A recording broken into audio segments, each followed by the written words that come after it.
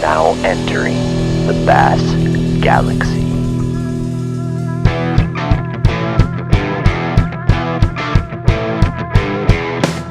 This is Teal's Bass Galaxy. I'm your host. This podcast is about raw, real conversations with real awesome people about bass fishing, bass boats, and heck, there are no limits in the galaxy.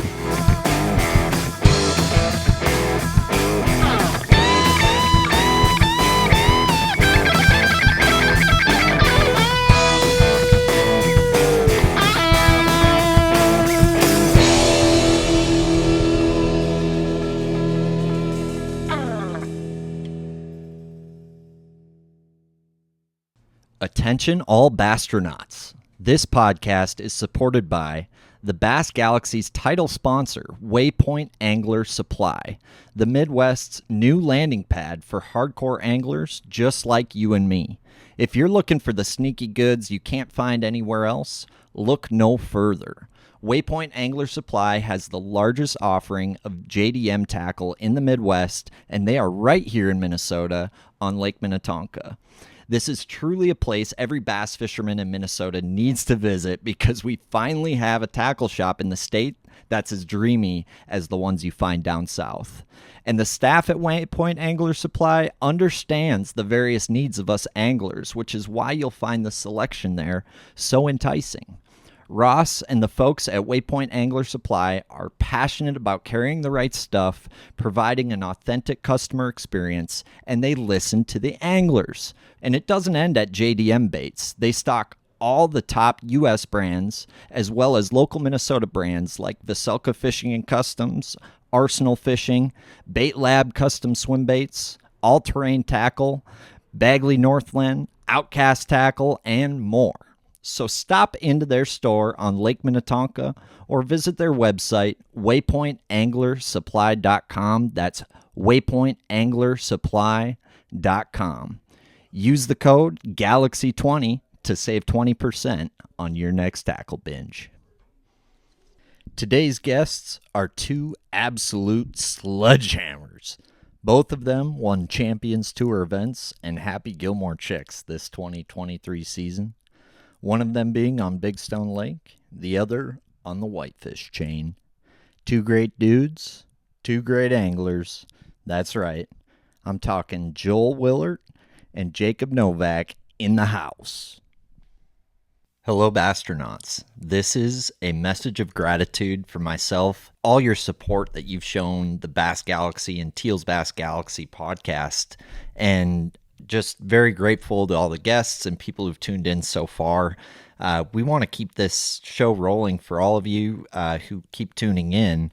So it'd be great if you'd be willing to subscribe to our YouTube channel and support, all the great sponsors that keep the Bass Galaxy rolling and ever expanding. And always open to feedback, but your support is greatly appreciated. So hit that subscribe button, check out our sponsors, and we look forward to bringing you even more intergalactic content. Thank you.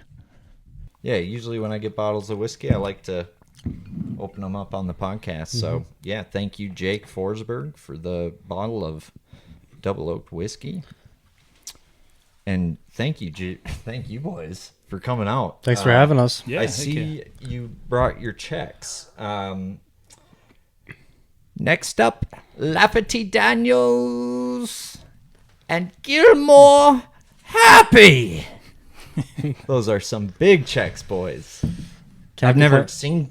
Can't complain with those. Yeah, dude.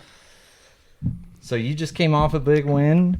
You won our first event on Big Stone, so you guys are Champions Tour champions. So thanks for coming out. Let's have a little cheers to that. Cheers. So, Jacob, you kind of came from the high school scene a little bit. That was kind of your upbringing. Yep.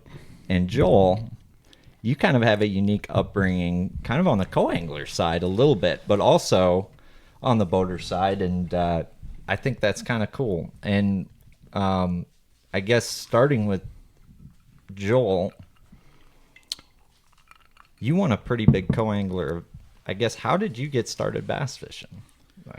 Do you know? How'd you get into It's probably different than a lot of people. I mean, honestly, I haven't been fishing tournaments that long. I think I started fishing tournaments in like 2015, and moved from Wisconsin over to Minnesota. And when I moved over here, right before I moved to Minnesota, I was living in Madison, Wisconsin, right by the lakes, and ended up always hearing boats from. I had an in-ground swimming pool. We'd always sit back in the backyard by the swimming pool, and I'd always hear the boats out on the lakes. I was like, man, I need to get one of those things. So I ended up buying like a little 16-foot flat bottom, had that for a year, and then ended up buying my first bass boat, which was a small Triton, 18.5-foot Triton. And shortly after I got that, I moved to Minnesota and kind of got into a little Tuesday night club and fished some tournaments around the area. Had one of my good buddies ask me to fish St. Jude with him. We did it 3 years in a row and had some good success doing that, and just kind of jumped all in. I met actually my tournament partner now for the team trail, Jared. Met him just kind of randomly, actually. And he was fishing the opens at the time and asked me if I wanted to go down to Ross Barnett. I think it was 2015. I went down there as a co-angler with him, got a check, and I was like, man, that's kind of sweet. Yeah. So the next one I fished was in 2016. My old tournament partner, Greg Mansfield, he was fishing the opens as a pro or as a boater. Asked me if I wanted to go out there and travel out there with him and fish as a co-angler. I was like, hey, I'll jump in. That sounds fun. Went out there, ended up winning that tournament. Got a boat, won a boat, and they were giving away boats at the time. So I won a Triton there. I had 2 Tritons at the time. Got rid of both of those. Ended up buying a Phoenix, and it's kind of rolled with, I guess, from there. Got in the FLW Tour in 18 as a co-angler and won a couple tournaments that year out of the back of the boat, and then qualified to fish out of the front of the boat as a pro in 19 as a boater for FLW Tour at the time. Had no idea what I was doing. Had a little bit of money in my pocket from winning those 2 tournaments, and just kind of jumped in and just went fishing and had a good year. I finished, I think, like 21st in points, made the FLW Cup, and man, it was good. It was a good year. And then just kind of dove in from there. That's sick. Just kind of dove into the national scene, right away. You picked it up quick, it seems like. Yeah, I've always kind of fit. I've always been outdoorsy. Growing up, I'd always go out to our local lake and fish, and I did fish a couple like Thursday nighters. It's just bringing the biggest fish you can, those Thursday night tournaments, and ended up winning one of those. Randomly went out there, threw a 7-inch power worm out there, caught a 5.5 pounder, won that tournament that night, and I was like, this is sweet. So that was at a younger age? Yeah, it was like high school. This is Wisconsin? Wisconsin, yep. Like Madison area, you said? I grew up in Rice Lake. Okay. Kind of northwest. Sure. Cool. So, yeah. So I guess I got questions from the co-angler side. Like, to me, there's a special attitude when you're fishing out of, like, the back of somebody's boat. Mm-hmm. Especially a good angler. And as a co, you sometimes get paired with maybe a really good angler or a good angler, or maybe an angler that you feel is just okay. But either way, you have to kind of figure it out no matter who you draw. And I guess I've always had respect for guys who are able to figure out how to catch fish behind people, and that's essentially what you have to do as a co-angler. And I guess, what are kind of some tips and tricks you learned on that side of things? Because to me, whether you're at the front of the boat or the back of the boat, there's a lot to be learned from that, And I fished against a lot of good guys. When I won on Smith Lake, I had Josh Douglas day one as my boater, and Scott Martin day two as my boater. Okay. So, I was fishing against some good guys, but or behind good guys. But the biggest thing, man, I've tried to think about it and break it down. It just kind of, I don't know if it sounds bad, but it just kind of came natural to me, like just fishing water that they aren't. And as I've fished the opens as a boater for the past 3 years, I've had co-anglers in my boat, and it always seems like whatever I'm doing, they're trying to do exactly what I'm doing. If I tie a bait on, they immediately go into their tackle box and tie the same bait on. And I just never did that. I'd always really pay attention to the water they were fishing, what they were doing. You're good. I'm just going to move your microphone more this way. Yeah. You're good. You're doing great. Yeah. I'd always really pay attention to the fish they were targeting, why they were there, what they were fishing, and then try to throw where they weren't. I mean, if you're going down a bank, you're making a pitch down a bank, whatever. By the time you make your next pitch, you're 10 yards, up that bank. So I'm watching where they're fishing, and I'm throwing it where they didn't.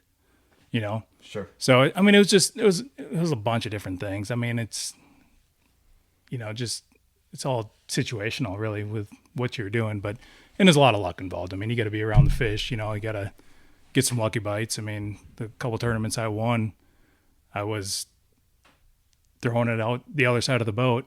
Really probably shouldn't have caught a fish, but caught some key fish doing that, and it's just little adjustments like that sure kind of propel you to be lucky and have some success, I guess. Well, they say luck is when preparation meets opportunity. So I personally, a lot of people say they get lucky, and I think there is a little bit of luck in fishing, but I honestly think it's weird how some guys get more lucky than others, and it's weird how that kind of seems to coincide with work ethic. And I know both of you put in a lot of time on the water to earn what you've got, and I guess I respect both of you and appreciate it. But like that co-angler side, what would you do when there's like a guy who's moving slow and picking everything apart? Is that when you just huck out the other side of the boat? Yeah. I mean, literally. I mean, throw on if they're flipping something and just picking everything apart, you just throw on a moving bait and try to get a reaction bite, a different bite than what they were doing. It's whether it's chatterbait or spinnerbait or whatever. I mean, it's just I don't know. I just kind of went with my gut. Every tournament, I just kind of went with my gut, and it was I did a lot of finesse techniques as well. Actually, kind of what really propelled my co-angler career, I guess you could say, is the damn Ned rig.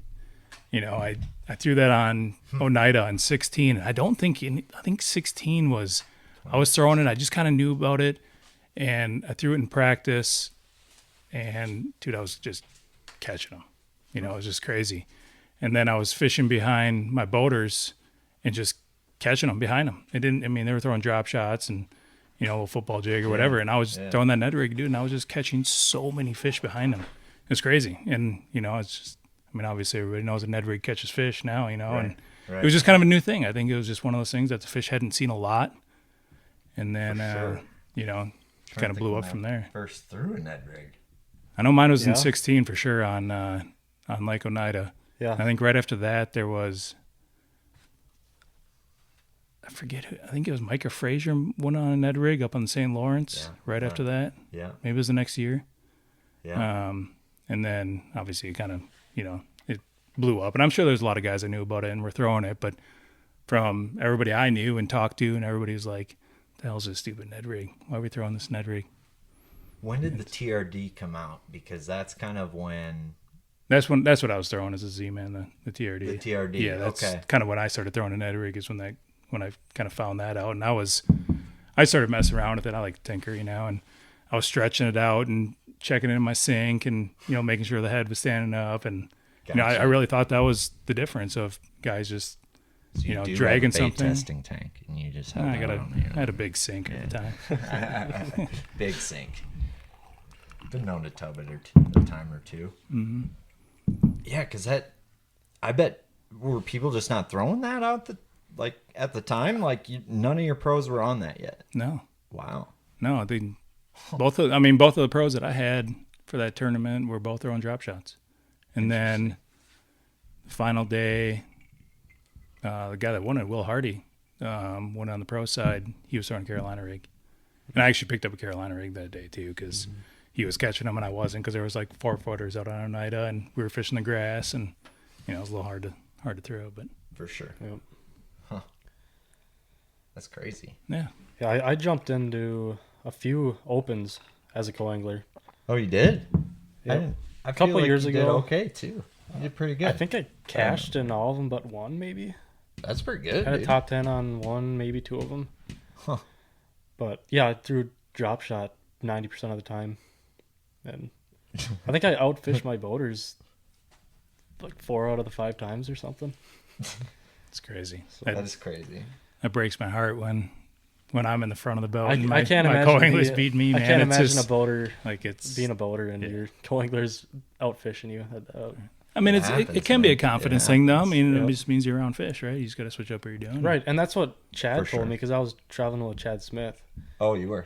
Yeah. and he's like, "There's a reason your boater's there. There's obviously fish there, so you just got to keep your head down and grind it out, even if your boater's not catching anything. Like, there's probably fish there." Yeah. At that level, I mean, everybody that's fishing out of the front of the boat at that level, Yeah. on a national tournament scene, I mean, they know how to find fish. I mean, whether they can catch them or not, but they're around fish. you For know, sure. Mm-hmm. Well, it's such a good experience for getting down south and experiencing those lakes that, Yeah, it's so different. Yeah, and you get to watch pros make mistakes. You get to watch them make the right decisions. You get to watch them make the wrong decisions. You learn what to do, what not to do. Have you guys found a place in particular that's your favorite place to fish down south? I like Pickwick. That's a fun place. It seems fun. I've been there a couple times. It's a blast. I was with Bart the one time, and we were catching pretty good pre-fishing. Smallies or No, largemouth. Yep. what time of year was that? I forget. That would have been winter, like fall, winter, right? I think it was. Yeah, I don't even remember, but Is that an it open? was a few years ago. Yep. Because you've been Yeah, you've I been must have just about fished. everywhere, dude. Yeah, I mean, I fished a lot of. I've actually fished more lakes outside of Minnesota, I think, than I've fished in Minnesota, which is actually kind of hurting me this year. Now that I took the year off and fishing around home, like, dude, I haven't been to any of these lakes. Like I'd fished around when I was home, I'd fish around the South Metro, Sure. and then if I'd come up north, I'd just go to Mille Lacs. So I'd like all these lakes this year are brand new to me. I mean, I Because don't- when did you move to like Minnesota officially? I think I moved to Minnesota in 2014 or 2015, I think. Beginning of 15. End of 14 and early 15. Somewhere in there. Gotcha. So, Gotcha. yeah, I never really, I mean, when I got out of high school, I joined the military, did 9 years in the Army. So, Oh, you did. yeah, that took a little damper on the fishing. When I was, I just never really thought about fishing. I always liked fishing, but I never really had the itch to go tournament fishing or do any of that. So, joined the Army and then got out of that, and that's kind of when I started to get the bug. Did you ever kill anybody? No confirms. No confirmed. Got it. Well, I appreciate your service, man. Yeah. Thank you. Yeah. Yeah. No, thank you, man. Did you go overseas and stuff? I did 2 tours. Wow. Yeah. Sorry about the first question. It's probably not the way to open that up. No, it's all good. 2 tours. Yep. Iraq or Iraq, yep. Went there in 04 and 05, right after the invasion, and then 09 and 10 I went back. oh wow. So, yeah. How's the bass fishing over there? Wasn't very good, man. I think we put a few grenades in the Euphrates River, I think it is. Or, Jesus. no, Tigris. Must have been Tigris. Is Where it- I was. It's like desert stuff. Yeah, oh yeah. Yeah. No, it was a cool experience, man. I think it really set me up for who I am today. It's kind of set my career up, and I didn't know it at the time, but it's just so many good things that I look back and there's things that I took for granted that I definitely don't take for granted anymore. For sure. Looking back, being away, and yeah, it's been good, man. That's awesome, man. Yeah. And it's always interesting talking to people who've been elsewhere and truly kind of understand how good we have it. Like they've lived on the other side of that, Mm-hmm. And I have a lot of respect for that. I guess it's always just interesting. Did you feel like everything you were doing had a purpose over there? Like, did you feel like you were, and this is just coming from honest curiosity, because that's what I would question when I go over there is what I'm doing making a difference? You know what I mean? And I think you guys deserve all the thanks and praise no matter what. But did it kind of feel fulfilling at all that way, or like you knew what you're doing over there? Yeah, I mean, when I first went over, I was 20 years old, and I didn't really, when I got out of high school, I didn't really know what I wanted to do. I didn't really have much direction, and I was like, I'm gonna join the Army and just see what this is all about, Sure. kind of deal, and just kind of roll with it from there. I had an idea that maybe I can get, deployed, but didn't really think about it a whole lot. You know, I was a young kid, and all I cared about was having fun and, you know, whatever. But, you know, when we got over there, I mean, yeah, no. I mean, we were there to do a job, and that's kind of what we were focused on, is just let's get over here, do this, you know, and be happy when we get to leave and go home stateside. What was like your missions, and what was like your, because I mean, it's always kind of fascinated me. I was always curious about this. You know, what was your day-to-day missions and whatnot? I think that's so cool. Yeah, I mean, so when we were over there, the first tour, we were right in the middle of the combat zone. I mean, we were just north of Baghdad. It was, you know, it was a pretty rough area where we were. But, you know, I was 11 Bravo, light infantry. So we did a lot of, you know, being in the city, you know, kicking doors down, doing that kind of stuff, looking for insurgents. It was always kind of different. I mean, we did, you know, our forward operating base, they call it FOB security. Did that. I mean, it was kind of different every day, but a lot of it was out, you know, pounding the ground out in the city and looking for the bad guys. So, which, you know, made me grow up a lot. Made me grow up quick, you know. Dude, I can't imagine. Any like crazy stories that are like not really. I mean, it was pretty typical war stuff, I guess. And at that time of the war, it was cool. Yeah, I don't know, Jacob. What were your wars like? Exactly. Yeah, no, I think it's pretty cool. Respect, dude. Yeah, thank you. Awesome.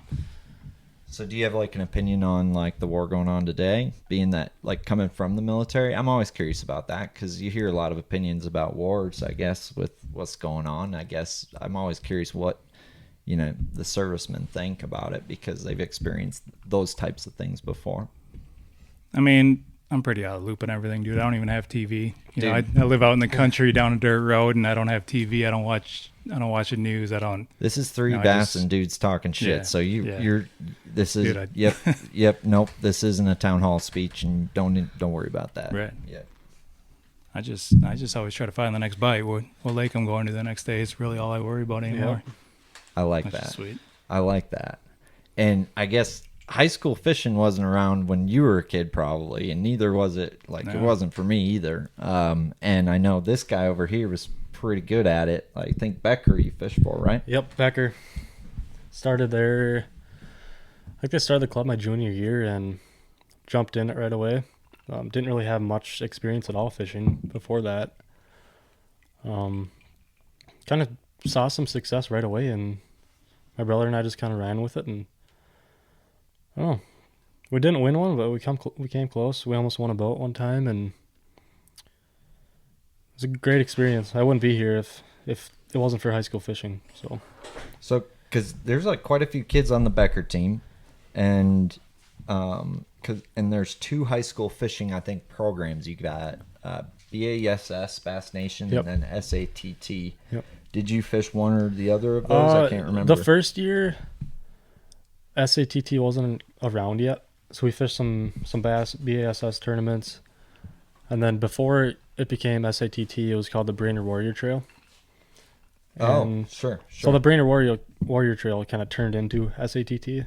How many kids are fishing like those tournaments? And it seems like there's like millions of them. Yeah, I think back then it was probably only like 30, 40 teams a tournament or something. That ain't bad. No, and go a lot of places. That's the year that we actually made the championship, and it was on Bay Lake. No shit. And we took second place. It was every fish counts format, like Champions Tour. Scott Bonham actually put it on. Interesting. And we were competing for a boat. Really? And we lost by like a pound. Oh, dude. Yeah, that was tough. So you're like this high schooler.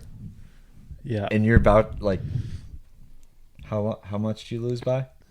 Like it was like a pound, if that. Man. I would love to be an adult and lose a boat by a pound. I can't imagine being a high schooler and losing a boat by a pound. It was rough. Yeah. Man. That's life changing when you're in high school. Yep. Yeah, dude. Kind of life changing one. Can you imagine walking through the halls of Becker High after winning that boat? I know, it'd be crazy. Be wild. Yeah. Wow. Dude, that's cool though. And I guess at high school you probably thought that was like the most important tournament of your life, and it was, you know, all your best days were behind you. But I mean, fishing's something you can do forever. And look at you now. Got yourself a Gilmore check there, guy. I know, I got some redemption. You did. So. You did. And I think Jack Gavin, I think, picked you for that event. Yeah, he did. I saw that. Yep. I was going to pick you. He kind of stole it. Yeah, I'm sure you were. So I guess the high school thing, did you fish prior to high school fishing, or how did you like get into bass fishing? So we've always had a cabin up on the chain, Whitefish Chain. Okay. And Sure. no one in my family fished. Me, my brother, and I just kind of got into it and started out in a little 12-foot boat with a 2-horsepower motor, and we'd rip around Island Lake. And That's how I started. After a few years, we upgraded to like a 16-foot Lumacraft. Hell yeah. And fished a couple tournaments up there and did terrible, but that's what got us started. And That's how you get, yeah. And then we jumped into I think it was a 1991 Stratus. Old thing with a 150 on it. But that's what got us started in the high school fishing. And then after a couple of years of having that, we got into that Ranger. Sure. So, Remember that. Yep. That poor engine. Yeah. Poor engine. Put a lot of hours on that thing. Yeah. I cut my teeth in the 90s Stratus. Yeah. 90s Triton, I think. Or was it a 90s Triton or early 2000s? I had a 2006 TR-186. TR-186, baby. I saw a that's lot of those at Intune, actually. Yeah. Good boat. Good boat. Yeah. Yeah. Get the job done. So, high school, and then you took a little bit different path than, say, a lot of kids. I mean, you kind of went right into it. Yeah. You're killing the work game. Yep. You're like, I don't know, guy's like building mansions in Beverly Hills and shit. I don't know what this guy's doing. He's got something going on every turn. But so I guess for everybody who doesn't know, what do you do for work, Jake? I own a construction company, do a Okay. lot of remodeling, build decks, build new homes. How old are you? 23. I'm 23 years old. I own my own construction company. I build houses in Beverly Hills. Yeah. No big deal. Sick. But yeah, right out of high school, I jumped right into Champions Tour. I was 19 years old, and That's crazy. my first event ever was on Lahamadou. Were you nervous? I was super nervous, and when I was signing up to it, I was like, I don't know if I can compete with these boys. And yeah, I was super nervous. Ended up finishing 8th in that tournament. I was like, okay, I think I can do it. And Jacob was never nervous again before a tournament. Yeah, and after that moment, I knew like I can hang with these guys, and that just calmed my nerves a lot. And For sure. You always seem calm as hell. yeah, Until you get on a podcast. Then you Yeah. look a little nervous. Yeah. Well, it's good to have you. but yeah, looking forward to Lahamadou in a couple weeks Me here. too. Me too. Joel, you don't seem to get nervous like ever either. You're like, Not nah, really. dude, I've been to war, dude. Nah, it's It's not like, that. nah, dog, I've been to war. Shit's easy. No, I don't. I mean, I get nervous a little bit. You do? I get a little anxious. I wouldn't say nervous. I get a little more anxious than anything else. Do you Especially guys- if I had a good practice and I'm ready to get out there, then I get real anxious. Yeah. Jules, Yeah. I guess, do you guys do it? Is there anything you guys do in the morning, like pre-tournament, to like calm the nerves a little bit, or you just let them ride? No, not really. You just let the slack line shake, baby. I'm the guy that I like to get up early. Like on tournament day, I get up early. I make my coffee. I don't like to be in a rush, so I like to, just ease into the ramp, get there, without a big line, Yeah. get my boat in the water, and just sit there and chill and get my mind right. I love that. That's what I do. Are you a morning person then in general, or No, not mostly at just all. that tournament day? Dude, I can get up anytime to go fishing. Like I still get giddy every day. I get to get up and go fishing. I get Oh giddy. yeah. Like alarm goes off at 4:30.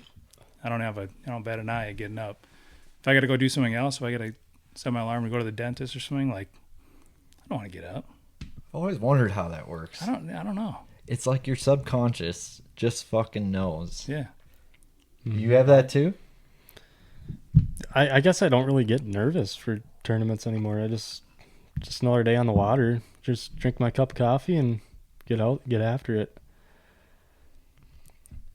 I see. But- So you guys are coffee drinkers. Do you guys do the cream, or are you guys straight black, homie? Just a little bit of cream. I'm a cream guy. Just a tiny bit. No. Well, maybe I need to put some cream in my coffee. A big Gilmore check, maybe. Yeah. Yeah. Gotta have the cream. You want to win? You coffee guy? I am. Yeah, I am. Except it's a natural laxative, so you got to know you're playing with fire, and you got to start the coffee at the right time of day. You can't like at takeoff say, "Oh, thanks for the coffee. Yeah, I've been waiting on this coffee." That's like the worst time. So Always game planning. if you're up early enough, like Joel, it's fair game. Yep. But I've got a question. Are you guys in on the camel toe bet? On the I side was bet? never in that. No, I was asked to be before Big Stone, and there's a reason I didn't get it. There's nothing to gain, but everything to lose, right? It's kind of how I looked at it. I was like, why would I get into this? I'm not That's a good gaining. point. I I'm never not thought gaining. about I'm that. not gaining anything by this. But Yeah, maybe if I everyone threw in lose- like $50 or something, I'd be Yeah. down. But yeah, it didn't I make any forget sense how to that me. works. I just thought it was good camaraderie, and it's nice to know that that you guys are about that too, and not all about the prize money. Jeez, did you? Are I'm you in on the bet? camel toe bet. Yep. So now Willie and Sobe. have So to get yeah. one? Yeah. So to summarize for everybody, there's a side bet going on for the Champions Tour this year called the camel toe bet, where the worst finisher in the side bet has to get a tattoo of a camel on their toe after the event, I think with the winner's initials on it. Whoever placed or whoever finished the best. Yep. So I can't remember if your initials are going on it or the highest finisher in the camel toe bet. No, in the camel toe bet. That's why I was after Big Stone. I was like, man, I wish I would have got into that because Yeah, dude. Willie would have my initials. He would have your Nice, initials and a camel on Yeah. his toe. Yeah. Cole, do you know about that? So Dane forgot his tattoo shit on Whitefish, but so we got to get both tattoos on Lahamadou before the Lahamadou event. We might record an episode, so I got to talk to you about that after. That'd be probably pretty epic. But I think Sobe's got to have. got the camel Yeah. toe Yep. on Whitefish. So And he's the one that came up with the bet. It he all came stemmed- up with yeah, it? all Imagine stemmed that. from that. Imagine that. So yeah, Sobe and Willie are getting getting camel toes at the Lahamadou event. I thought you guys were in on it. Dang. Okay. Kind of wish I was, but Wow. Got to bet on yourself, Joel. No, I know. I just wanted a little bit more to gain off of it if I did. You That's know? fair. That's Like, fair. There's a lot to lose It's with not really that. a bet. Yeah. It's just Yeah. I don't know. I think Moose Knuckle would have been more appropriate. Yeah. Yeah. You know what I mean? Much more appropriate. But so that'll be interesting. But it's been confirmed. Aliens from another planet have landed on Earth. Sources say there's been 2 confirmed landing points for these extraterrestrial beings. One being Japan, and also, unexpectedly, in Minnesota at Waypoint Angler Supply, a local tackle shop on Lake Minnetonka. With the ever-expanding universe, it's no surprise that there are other planets out there that also share our love for the sport of bass fishing. And to Earth's surprise, this latest visit came from extraterrestrial fishermen light years away and many innovations ahead when it comes to fishing equipment.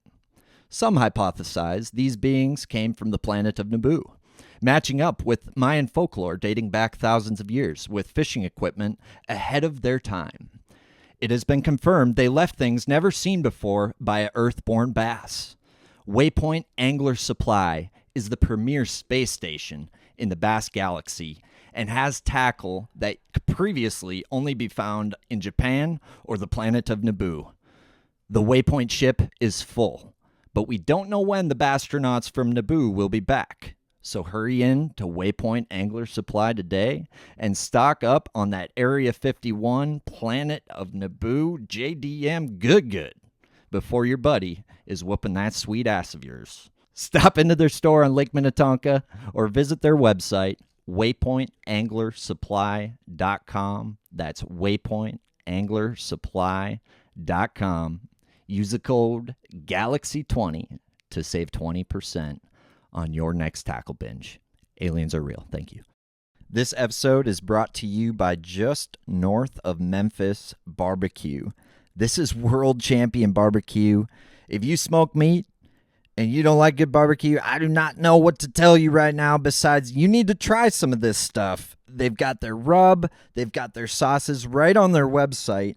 They've got their famous dry rub award-winning seasoning that you could put on ribs, brisket, pulled pork, chicken, wings, anything you like to put on the smoker, on the oven, on the grill, any meat you like to cook, you need some of this dry rub seasoning in your life. But don't forget the sauce, because that's award-winning world champion sauce here. No matter what flavor you like, they've got 3 different sauces, and they are all good. You can drink them straight out the bottle. We've got Sweet Christie's for all you sweet-loving barbecue folk. We've got Christie's Mischief for all you spicy bass anglers out there. And then we've got Christie's Gold.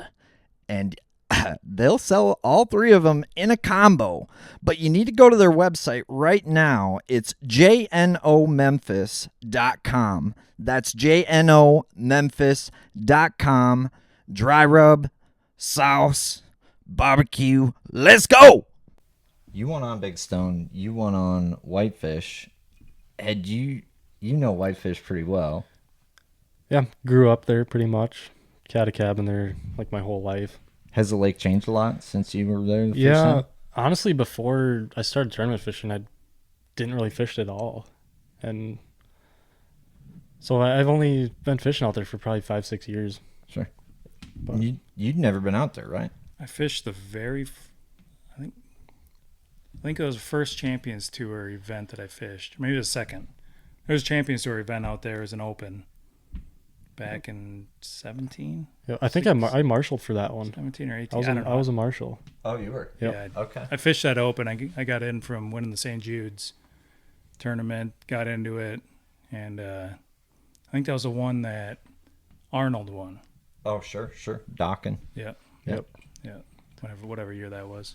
But yeah, it's the only time I really had ever been out there, and I went out there a couple weeks before our tournament out there, and just went idled around, looked around, wanted to go see what the grass was like, and just look at it. It's I just realized this, but you guys both fish Team Trail too. Yep. Mm-hmm. So you guys, I mean, we're basically running the same schedule this year. I guess, have you noticed a difference in how you guys prepare for Champs Tour versus Team Trail? I've been pre-fishing less for Champions Tour this year, Really? which I think has actually helped me. Interesting. I've just been fishing Monday, Tuesday, Wednesday. Years past, I would fish Saturday, Sunday, and then all throughout the week. Oh, damn. Yeah. And I don't know. I feel like too much pre-fishing just gets to you sometimes. It can, I Yeah. think. I think there's certain people who can do a good job with that. Yep. And I'm maybe not one of them, because I'll condition myself too much to a certain bite, or I'll condition myself too much a certain way, I guess. Have you noticed anything on that? I've never really been a long practicer. Like 2.5 days of practice for me is perfect. Otherwise, I feel like I spread myself out too thin. Sure. And especially, like, this is my first year on Champions Tour, but I feel like any longer practice than 2.5 days, when you're in that format, if you're not catching them nonstop, I'm just thinking in the back of my head, like, I got to run over here, I got to run over there, I have so many spots in my head, and now I'm just wasting time running around. Mm-hmm. So I've been trying to, and a lot of it's going right from the Team Trail events straight Right. over to, it's back to back. So I've, It has with been my a lot of camper, that, I haven't been able to get into these campgrounds until like 11 o'clock on Monday. right. So by the time I Right. get there, get my camper set up, I'm not on the water until Monday afternoon at 3 o'clock. So I'm, it's fish till dark, and then have Tuesday and I guess about 3/4 of the day Wednesday to practice. But I mean, I think it's been good for me. I mean, that's just how I like to practice. I feel like I kind of learned that from the FLW tour when we had 3 days of practice there. That's kind of how I cut my teeth, with having to figure it out. Yeah. And it's just kind of worked for me. So I've just kind of been rolling with it. I like 3 or 4 for a big event because I feel like you can really kind of try to hone in on a needle Yeah. and still not lose your whole practice time. But maybe it's because I practice slower than some people, and there's ways to break down water faster than others. And what's crazy to me is how people do that for 2.5 days on a southern body of water. Mm-hmm. I feel like I would have a hard time with that. Do you feel this? Oh yeah, they're so much bigger. I mean, They're huge. yeah. How do you like that? To me, is up here. I feel like 3 days is 2.5, 2 to 3 days. I'm good up here most of the time. Right. Champs Tour, I feel like I never find enough fish for Champs Tour, but it's just how I feel maybe. Yeah. But I do think there's a lot to be said about what you guys just said about Champions Tour too. Mm-hmm. And we'll get back into that. But down south, I guess, how do you break down a big body of water like that in 2.5 days? Because you've been doing the MPFLs too. Yeah, I did it the one And did year. pretty well. Yeah. I got to check every tournament. And Yeah. It was a good year. Jeez. A lot of it, Naturally. fishing the national trails, a lot of it is just research, online research, figuring out where majority of tournaments are won, and just getting in areas where there's fish. And what worked for me is instead of trying to break down in 3 days like a Lake Champlain, I'm going to pick one area of the lake and just learn it really well. Sure. Just figure out how to get some bites and just keep breaking it down and figuring out how to get those better quality bites in those areas. Would you pick an area that like you wouldn't get screwed by wind then typically? Yeah, Like, I mean- you'd find an area where you could fish multiple different wind directions, or at least 3 out of 4 type of thing. Because that's always on Champlain. That seems Yeah. like it would be a struggle out there. But guys Yeah. will fish in them rollers too. Yeah, I mean, everybody water is different, but yeah, there's so many different factors. You gotta obviously put that into play, especially out in those big bodies of water like that where the wind's gonna blow and you're not gonna be able to fish effectively or fish your spots. So yeah, I mean, there's just a lot of research really. Kind Comes of down let to your it. chips fall though. Yeah, Basically, I mean, you gotta- on an area, right. and I that's mean, just it's gonna hurt you sometimes, and it's gonna be great in others. I mean, that's it's worked out really well for you, Joel. well, Like straight up, dude. Yeah. it's been a good little run so far, but But to me, there's a lot to be said about what both of you just said about if you feel like you practice too much, you each just both won Champions Tour events. And Joel was talking about earlier while we were eating pizza how some battery issues really limited your practice, and you ended up winning the thing. Do you think like that was? Do you think that helped you? I think it did. Like, That's crazy. I had a tough. I mean, I practiced for probably about a full day before, the battery issues I had, and I had to get off the water, go get new batteries. But I had a tough practice, man. I was trying to make the offshore. The grass looked good out there. I was trying to make the offshore bite go, and I couldn't do it. I just could not get bit. I found some big schools of white bass, and I'd catch a little, 12 or 15-inch largemouth here or there, and I had nothing else to go to. And the final day of practice, that Wednesday, I was in fight mode, man. I was like, I need to go find fish. I don't care how it's going to happen. And I was like, I'm just going to run out. I knew I had basically nothing to go off of. And I knew that I had to go run the whole lake. Like, I don't know how they're going to split it. I thought I had an inkling that they were going to do, east and west like they did. But I was like, well, what if they go north and south? And I have some fish on the south end and I have nothing on the north end. So I'm like, I'm just going to started running the bank. The fish, like, I felt confident enough that I checked offshore stuff and those fish just weren't going. I wasn't going to be able to make that bite happen. So I'm going to run up to the bank and kind of looked at my map running up the lake and just said, oh, that one looks like it's hard to get into just because, real shallow, flat area. A lot of guys aren't going to take the time to idle into there. So I'm like, oh, that bank looks good. And had some overhanging trees and some stuff over there. So I just went up there and, dude, I went down this stretch and had like probably 25 bites. Wow. And I think I saw you at the gas station. After that. Yeah. After that day, after practice was over. And I was like, dude, I went down this bank and I looked down in the water. The water was clear where I was, up in like 3 or 4 foot. And I looked down underneath my trolling motor and I saw 2 fish swim and I thought they were carp. And I was like, God, carp's got a lateral line. And dude, it ended up being 2 giant largemouth. And they were like, if they weren't 6-pounders, they were 7s. And I threw my... That was the story you told me at the gas station the night before the tournament. Yeah, I threw my bait over to the one and it didn't even hardly hit the water and it came up and just engulfed it. Gosh. And I had my hook buried in that swim bait and it never ended up hooking it. But I never saw those fish in the tournament. But I went down that bank and had like 20 or 25 bites. And once that was done, I said, put my boat on pad and went all the way to the end of the lake, all the way north end, and just started marking areas that looked like it. I'd pull in there real quick, take like 4 pitches and get bit. And I'd go to the other side of the lake, the South Dakota side, run all the way down and just started calling my shot. And just to have areas, just to have areas to go fish in the tournament. And I think it worked out. I mean, it was... It got real good, bud. I don't know how it would have went if I had more time, but I just had one thing to go do, and that's all I had. So it was sweet. Well, you made the best of it, man, and you showed that you belong there. So yeah, I appreciate that.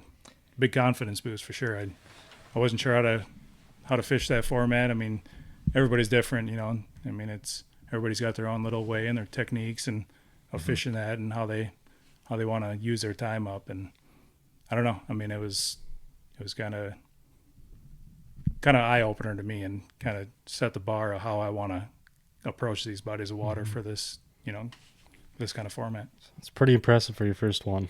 Totally, dude. Yeah, I mean, it was a lot, dude. I mean, anybody that's fishing that trail could have went down that bank and, or everybody knows how to catch fish. Everybody, I landed on the right stretch and, I did catch a lot of fish behind people, but I had really nothing else to go to. And I just slowed down and just started picking everything apart and found out that one little tiny twig in the water was holding like 2 or 3 fish.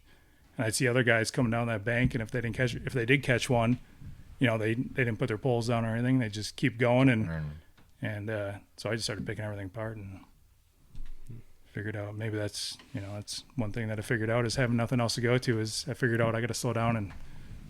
I was picking everything apart like that, and that was, I think, was the key for me. But I had a lot of things to go to, so I think that's interesting and makes me think about if I would have hung on a stretch the whole time, I probably wouldn't have done what you did. But I'd be curious how my first half would have gone. And I guess to what Jacob said about pretty good for your first one, I feel like I'm such a late bloomer at this format. So yeah, like I think that's super cool. But you were like catching them offshore, and I know the offshore deal wasn't going, but you had a pretty good first half offshore. And that bite, I mean, I could catch some really big ones doing it, but it was not the deal. Like, I was not getting enough bites for it to feel remotely comfortable. Yeah, I mean, that's pretty much all I pre-fished, and it wasn't great for me. But decided to start on it because that's about all I had, and caught a handful in the morning, and a few other boats started on it too. They left. Like 5 did, or something. Like it was a lot on this one little rock pile. There's like probably 4 or 5 boats. So Bankston started on that too? Yep, Bankston started on it. And yeah, I don't know. Just there's big ones on them boulders. Like I had a 4 or 5 pounder in practice on that area. Oh really? Yeah. Yeah. Where was that? I only set the hook on offshore on the Minnesota side, kind of out. I mean, out and down from where you were. Yeah. Probably 5 miles down. There's a whole flat with rock all over it. There's so much of that. Yeah. But there was a lot of that, and that one had fish, and a lot of other ones didn't. For some reason, it was just that one. I don't know. know, right? Like, what the frick? Dude, when I first got out there, I'd never seen that. I didn't do any research. I just showed up there and I was like, I'm going to go do what I do and go fish rock offshore. Yeah. And I literally idled out from the Go boat blast landing that I went shit. to, and I was like, oh, shit, those are some sweet boulders. I'm like, I'm going to smash them. And I started fishing and I never got a bite. Yeah. And then I started idling around. I'm like, wow, there's a lot of rock out here. Like, and then I was like, yeah, now I got to find the sweet spot in it. And I just never did, but I didn't realize how much offshore structure and cover there was in that lake that looked so good that just didn't have any fish on it. I know. I don't know why they weren't on it. We were there last September for the Team Trail Championship was on Big Stone last September, and they were on it.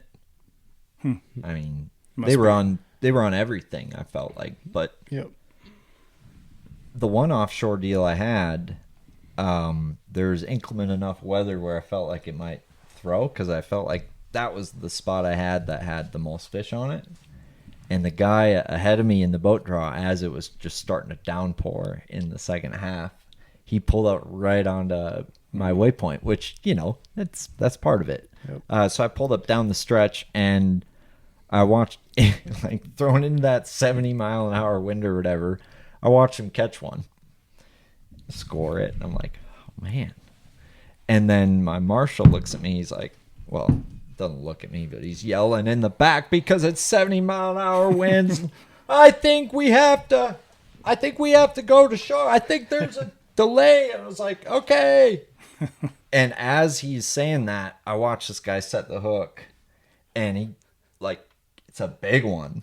And I watched him score it. I don't think it counted. And I watched him do it again before we went to shore. So, I mean, I don't know if there was...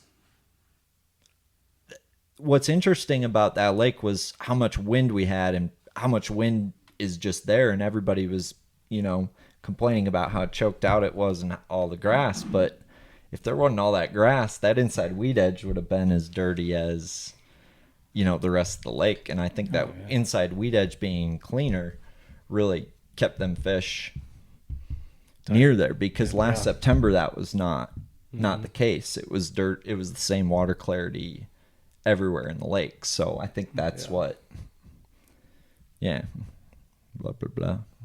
June on Big Stone, baby. Yeah, that's a fun place. I wouldn't mind going back there again. Yeah, I'm definitely going to go back there this fall. Yeah, dude. I want to get on that offshore bite and catch some bigs. There's giants in there, man. And you get on the right offshore deal. Like, it was kind of unfortunate. You told me what rig you were throwing in. I'm like, that's super smart. Because you couldn't get a bait clean off that rock either, versus last year in September it seemed like you could drag a damn football jig over it and not get that black gunk or whatever. So I don't know if it was a dead curly leaf in the lake or whatever that was on the bottom, but you throw a plug on it. It was really fun, like catching 5-pounders back to, like, on a plug, like it was nothing. It's a lot of fun. Sounds like so much fun. On a 5-foot dive-in square bill, you reel it, like, get that rock to grass transition, you reel it right down right, and you could ever cast them on a couple areas. It's stupid fun, outrageous fun. Yeah. Another place I want to go back to is Pelican up in Orr.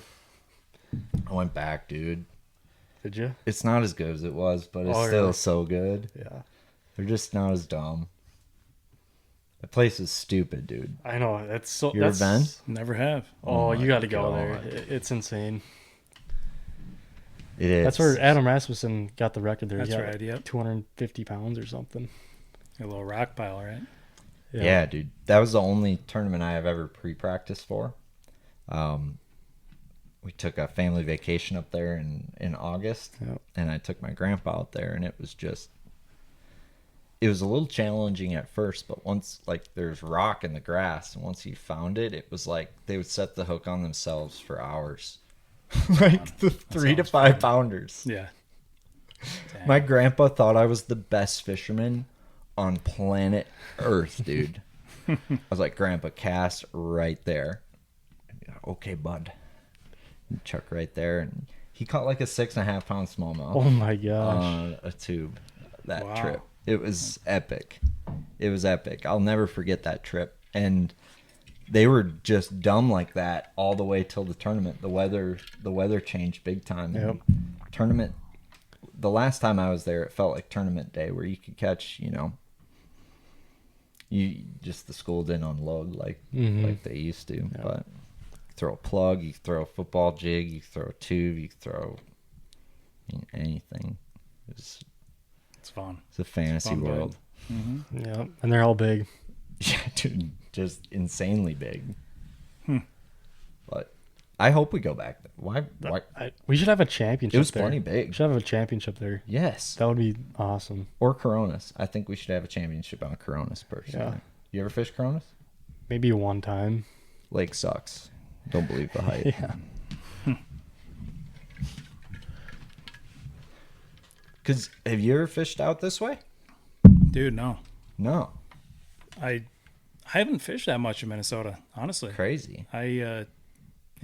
Last 4 years I've been traveling nationally, and Yeah. I think 2 years ago when I was fishing all the opens and the MPFL, I think I left my house in January. I came home for like 1 week until the end of November. So, I got back home and lakes were locked up, and yeah, I miss it. I mean, it's kind of, I wish I would have spent a lot more time fishing all these great lakes up here. I mean, fishing's fun up here. It's not like so you're fun down up here. and it gets better throughout the year. Like down south in the fall sucks. Junk. It's hard. Good It's up here tough in to the get a fall. bite. Yeah, Complete opposite. fishing's It's so weird. yeah, fishing's so good up here all the time. We don't know how good we got it. Yeah. Fothergill was talking about that, and I agree with them. I have a lot of respect for guys that grind down south like that. And it's like a second. It's like NASCAR down there. It's huge. Everybody has a bass boat, and bass fishing's like not that good. And up here, Right. everybody doesn't have a bass boat, and the fishing's insanely good. Yeah. Right. Why does that make sense if you don't think about it? That's Well, just- it does make sense. Maybe that's why the fishing's so good. Okay. Yeah. I mean, down south, it's funny too, because like you see a bass boat rolling down the road and you don't think anything of it. Yeah. But you come up here and you're going down the road and you see a bass boat coming in, like, you checking out. You most likely know who they are. Or, Yeah, like most of the times you do. Yeah, it's not as common to see a bass boat going down the road up here as it is obviously down south. But It's kind of a smaller world up here that way, No, for sure. with like way more places to do it. Yeah. Like we have you think about how many more choices we have. Well, we can go to Kentucky Lake or Kentucky Lake. Which one would you? Oh, Barkley. We got Barkley. Yeah, Barkley, We yep. go to Kentucky or Barkley. Like that's like the only option I think on that side of Kentucky. Yeah, and it's different down there. I mean, any major tournament or any big money tournament's probably going to be on Kentucky Lake in that area, right? Yeah. Whereas up here, I mean, there's so many different fisheries There is. that can hold a local tournament for up sure. here, so you almost have to go practice a lot of different bodies of water. You know what I'm saying? Mm-hmm. Yeah, dude. Does that make sense? Yep. I feel like we raised some diverse anglers because of that, or like versatile anglers because of that. Because you can go flip rice, then you can go flip reeds, then you can go flip a mat, then you can go flip docks, then you can go skip docks, then you can go skip willow trees, then you can, you can parallel inside weed edges, you can flip pads, you can frog everything we just talked about. You can fish flats with a moving bait. You can fish slow with the moving bait on the flats. You can fish deep. You can fish rock. You can fish sand. I mean, I don't feel like they have that kind of, like, those kind of options down south. Like, if you grow up in Alabama or if you grow up in Kentucky, like, you don't even have grass on most of your lakes. So that throws out half of the options we have. So now we have double the options if that lake doesn't have grass. Now, what they have that we don't is shad and brush piles. Yeah. And herring, and the fact that all of their reservoirs are typically made in the same manner and act very similar. And I would say that our lakes do that, but I feel like there's maybe more nuance to our lakes. I don't know. Joel, you guys maybe know a little better than me on that. Yeah, I mean, it's different. I mean, I was when I was down south, like every tournament I go to, I was always looking for brush piles. Like that was just my thing. Like I love fishing offshore. I love fishing, something that I'm offshore structure, offshore cover. I'm always looking for something that I can cast to that's holding fish. That's just, my confidence deal. Same. So that's always what I was always a brush pile guy. I mean, when I was anywhere I could fish, Harris Chain for the MPFL, I completely targeted brush piles on the Harris Chain the entire tournament, top 10'd it, and nobody else was doing it. Really? Yeah. I suppose Harris Chain. Yeah, that would be the place where. Yeah. Mm-hmm. Crazy. How deep were most of the brush piles? Just how shallow. I mean, a lot of them. There were some deep ones, 4 or but 5 foot. Yeah, I mean, anywhere from 4 to 8 foot. Would there need to be like hydrilla around them, or not even that? Not really. I mean, a lot lot of them. the grass out there, so then brush piles probably go like play when that happens. Yeah. Oh yeah. The brush piles. I mean, that was in June. Sure. But. I mean, that's perfect then. Post spawn largemouth, like. Yeah, they summer up on that. Yeah, I mean there was definitely ones that were better in specific areas, but I plan on going down there for this Team Trail championship, so I don't want to give away too much juice. Mm-hmm. Or at least I'm hoping. That's my ultimate goal is to go down to Harris Chain. Where are you sitting in points right now? I'm in 3rd right now. Okay, sick. And they're taking 3 or 4? I don't know. I feel like they took 3 last year, so they'll probably take. I mean, they increased it from what, 50 or was it 70 last year? 50, I think. Well, they increased to 80, so I feel like last year was 4 or 5 this year. Yeah, it's got to be at least 4, I would think. Man, I'd love to qualify for. We've qualified twice and gone Hartwell both Hartwell, times. yeah. I'd love to go to Florida instead. I love Florida. You ever been to Florida? No, never fished there. I feel like Minnesota people can do good in Florida. Yeah, I mean it's or horrible, but or horrible. Harris Chain. For some reason, I just jive with the Harris Chain. I fished 4 national tournaments, never finished outside the top 20. Sick. I fished the Kissimmee Chain, which is 30 minutes down the road, and never got a check there. And fished 3 or 4 national tournaments there.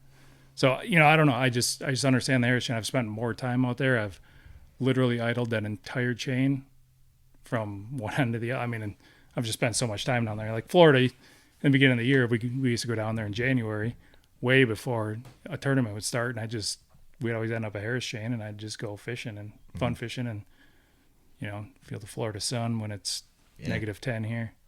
And I don't know, I just understood it, and I just, it's one of those fisheries that I just get it. Like you can get to the bank, you can go fish docks on Harris Chain where like Kissimmee, you can't go fish docks. Sure. I mean, there's some docks out there, but like banging docks? No, not at all. But it's just, it makes more sense to me with these lakes up here is that you can get to the bank. That makes sense. Yep. Mm. Yep. So maybe that's what it is. But, and I just got a lot of time out there, just idled and understand it. There seems to be for Minnesota people versus Florida people, like Harris Chain seems to have an offshore element to it that's kind of cool for Minnesota people to.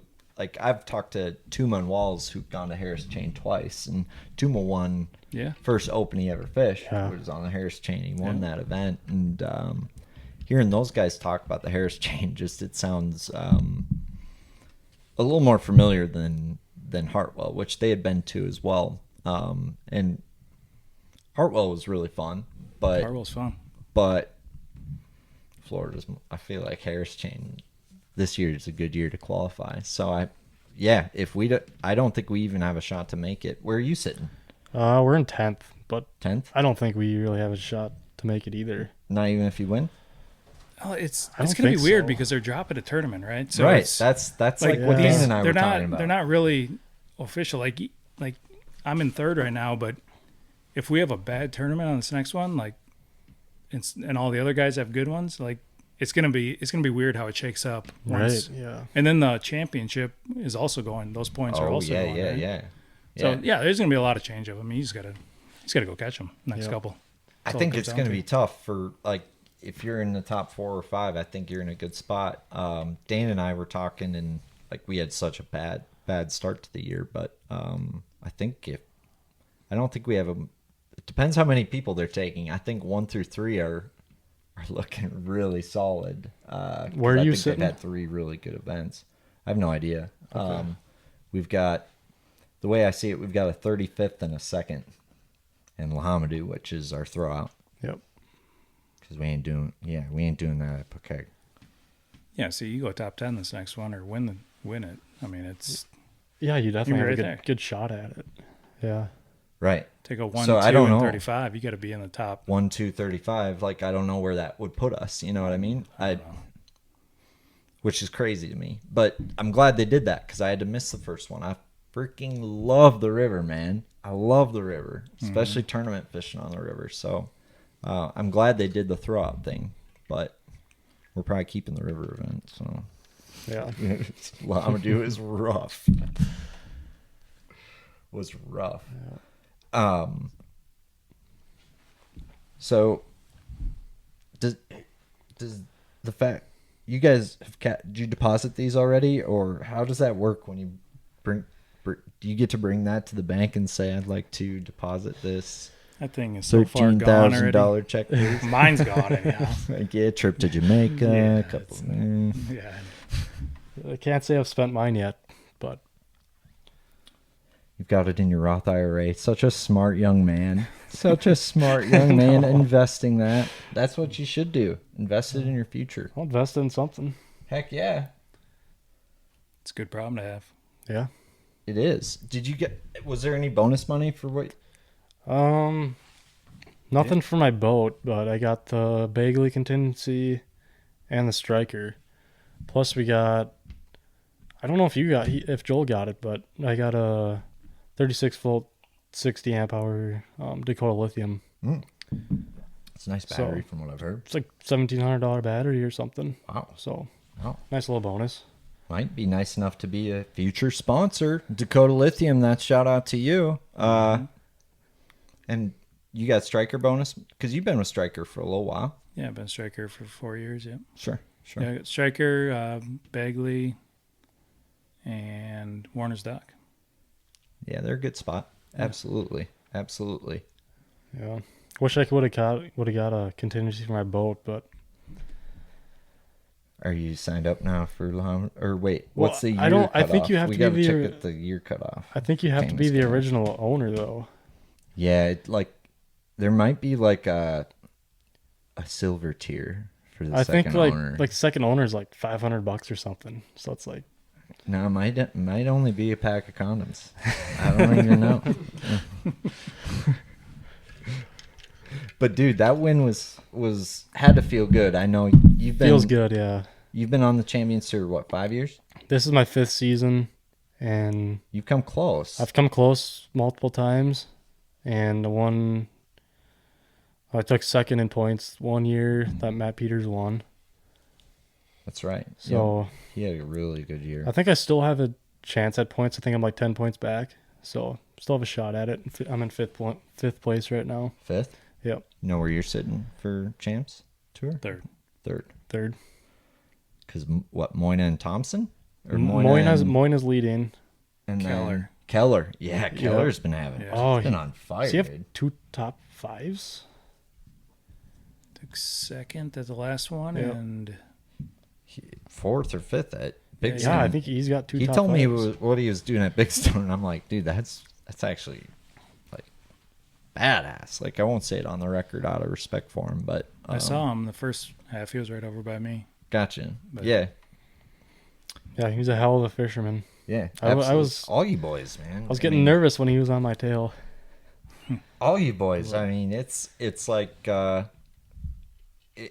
I remember fishing tournaments, and it just seems like the competition gets better and better. Like the past 5 years, especially. Like it was the same for a while. It seemed like you'd fish against the same guys every year, and then it seems like Champs Tour, Team Trail, like the last couple of years, it just keeps ramping up, and I welcome that because my goal is to become a better angler. You know, I mean, every day we do it, but A lot of young anglers coming up through the high school. that is interesting. Yep. It is, and I'm like, it'd be weird to see them all just take over, right? I think it might happen, and there's a lot of people are saying it will, but it's like there's that old like fisherman's knowledge, like that old guy that says the wind's from the west, so we're gonna go fish this island on Lake of the Woods today, and you blast them like Right. Yeah. that sixth sense, so to speak, that I know like a couple guys I've fished against definitely have, like a Seth Fighter, if you will, like just that core knowledge that you can't get from your electronics, but yet now you have live scope that's giving you this constant feedback. Are you guys both running live scope? Yep. I'm running the Humminbird live. Yep. Mega live. Yep. I guess, what's your thoughts on that? I mean, do you think it's going to come full circle, or do you think like the new way is coming, and do you think that's going to be a full switch? Dude, it's getting out of control, I feel like. I mean, I love it. I mean, when I got my 360, I was like blown away. And I still use my 360. I mean, my 360 has definitely changed the way that I fish. No doubt. Like, and I know I think you talked to Raveling during his about it, like he likes to just put his trolling motor down and roll down the weed line, right? Yep. And a lot of times that's what I'm doing now. It's like I'm graphing an area and I see something that looks good that should hold a fish. I'm throwing my trolling motor down and I'm fishing it, but I'm also graphing with my, or seeing everything with my 360. Sure. So I'm figuring out all the little sweet spots within that as I'm just kind of messing around, practicing, trying to see if there's a fish that lives on it or if there's a bite to be had. So, and then take the Mega Live and put that in there with it. I mean, that's telling you everything you need to know. Oh, I've got 360 and live. It's so you can't miss anything. Right. It's like, no, I mean, it's one of those things where if you don't have it, you don't really know, or maybe not even care. yeah. But once you have it, you're not going to fish without it. Like I'm not going to go out fishing without it. I don't think I could. Like if I would feel like I'm blind the whole time. Mm-hmm. And to take it another level, it's getting even more than that, where, I talk to a lot of guys. I got a bunch of friends on the Elite Series, and I know that there's guys on the Elite Series right now that are running 5 transducers, Garmin live scope transducers on their boat. 5 live scopes. 5 live scope transducers on their boat. So they're Not Kansas City. I just talked to my buddy the other day about the one guy, or I mean, I'm sure there's a handful, but up at St. Clair, I mean, they were finding fish with those. They got 3 on their trolling motor and they're running 2 in the back off the side, so they're side scanning with their units, and then they're also seeing everything live back there throughout the whole water column. Which is, I mean, that's crazy. You can't tell me fish don't just start to swim the fuck away from that boat. Dude, That's that's a like, lot of noise. Yeah, the British are coming.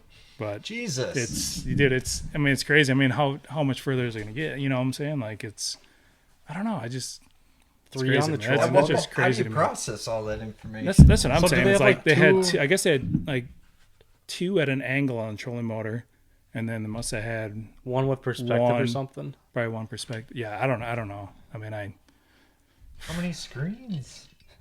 it's, yeah. One, I mean, one it's- adducer, I suppose. You'd have to have at least 3, One per deuce. 3 live scope, and then Oh, yeah, one 3 for the map. 2 at the console, 3 at the bow. Scope, baby. I mean, I know Jesus. there was a couple guys last year fishing the opens that had 4 screens up front and 3 at the dash. That's 7 locators on their boat, and it wasn't even like I saw it and I was like, oh, that's a lot, but it wasn't like crazy. It's kind of, I wouldn't say it's normal, but I think it might be the norm, kind of. I think that's what's like. Okay. I don't know. I mean, Obviously, we don't know the answer to this question, but I'd be curious of the who's in the green, so to speak, for the opens. I wonder how many of them are running. How many live scope transducers total are owned by the top 9? I'd be curious if it's 9 or 9 times 5. It's not 9 times 5 because Tume ain't doing that. But yeah, I can't don't speak think for the I other don't- 8. I know that there's some guys running 5, but how many actually are? I don't know. How many? Well, how is it working to the point where the people qualifying for the Elite Series are all running 5? You know what I mean? Like, is it that much of a factor where you need to be doing it? Well, if all 9 people who qualified for the Elite Series each had 5 Panoptix transducers on their boat, and let's say 50% of the rest of the field didn't, I think that's probably a major case for having 5 Panoptix transducers on your boat if you want to qualify for the Elite Series. But I would highly doubt that that's the case among the top 9, you know? Anybody could bolt 5 transducers on their boat. It's not going to make them a good fisherman. It's not going to, make them. You have to know what you're doing. I mean, it's another tool. There's no doubt. But if you can have all that and be completely dialed with it, right, that's making a difference. For sure. I mean, it is. There's no arguing it. Because I guess running 3 on the trolling motor, what's the advantage of that? Like, you're able to see forward and perspective and down at the same time? Yeah, or does it combine into a whole new picture? I guess that's kind of like having 360 and live. It's kind of the same thing. Yeah. But they're sponsored by Garmin. Yeah. Yeah. I don't know. Do you think it spooks them? Do you think they get spooked by the transducer? I think they do. I think so.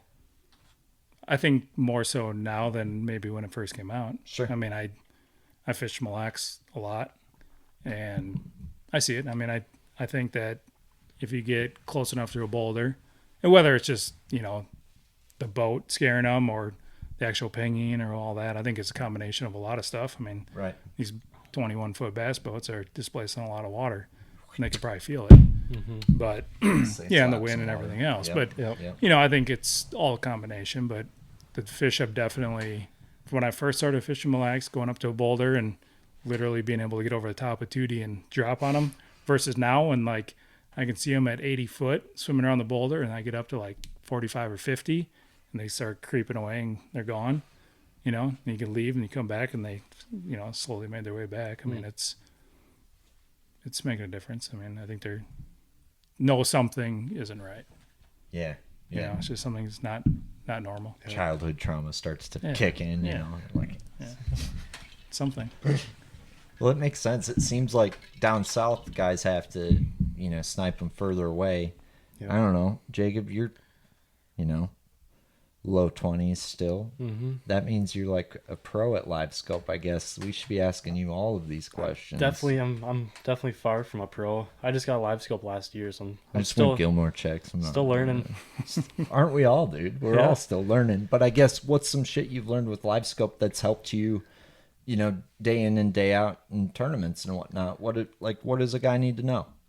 I don't know. It's just good tool to look for bait, look for clumps of weeds, and obviously see fish too, and just all around it's. Well, fish are reacting. Yeah, I mean that's a big one. On the Whitefish Chain, I kept finding myself out looking for smallmouth in practice. It really messed me up because the pro-am the next day, I kept looking for fish for that, and I was in the back of my head, I'm like, oh, if I just need to. On the Champions Tour event, if I need to go hit docks, I'll just go hit docks, right? I'm like, I can catch enough fish to get paid fishing docks. I'm just going to keep, and I kept going out looking for smallmouth. But the biggest thing is having that live, I could see how those fish were reacting. I'd watch them, I'd throw my bait out there. I was catching them between 20 and 30 foot. I'd throw my bait out there, and I'd literally watch those fish. They were suspended. Some of them were suspended up 5 foot.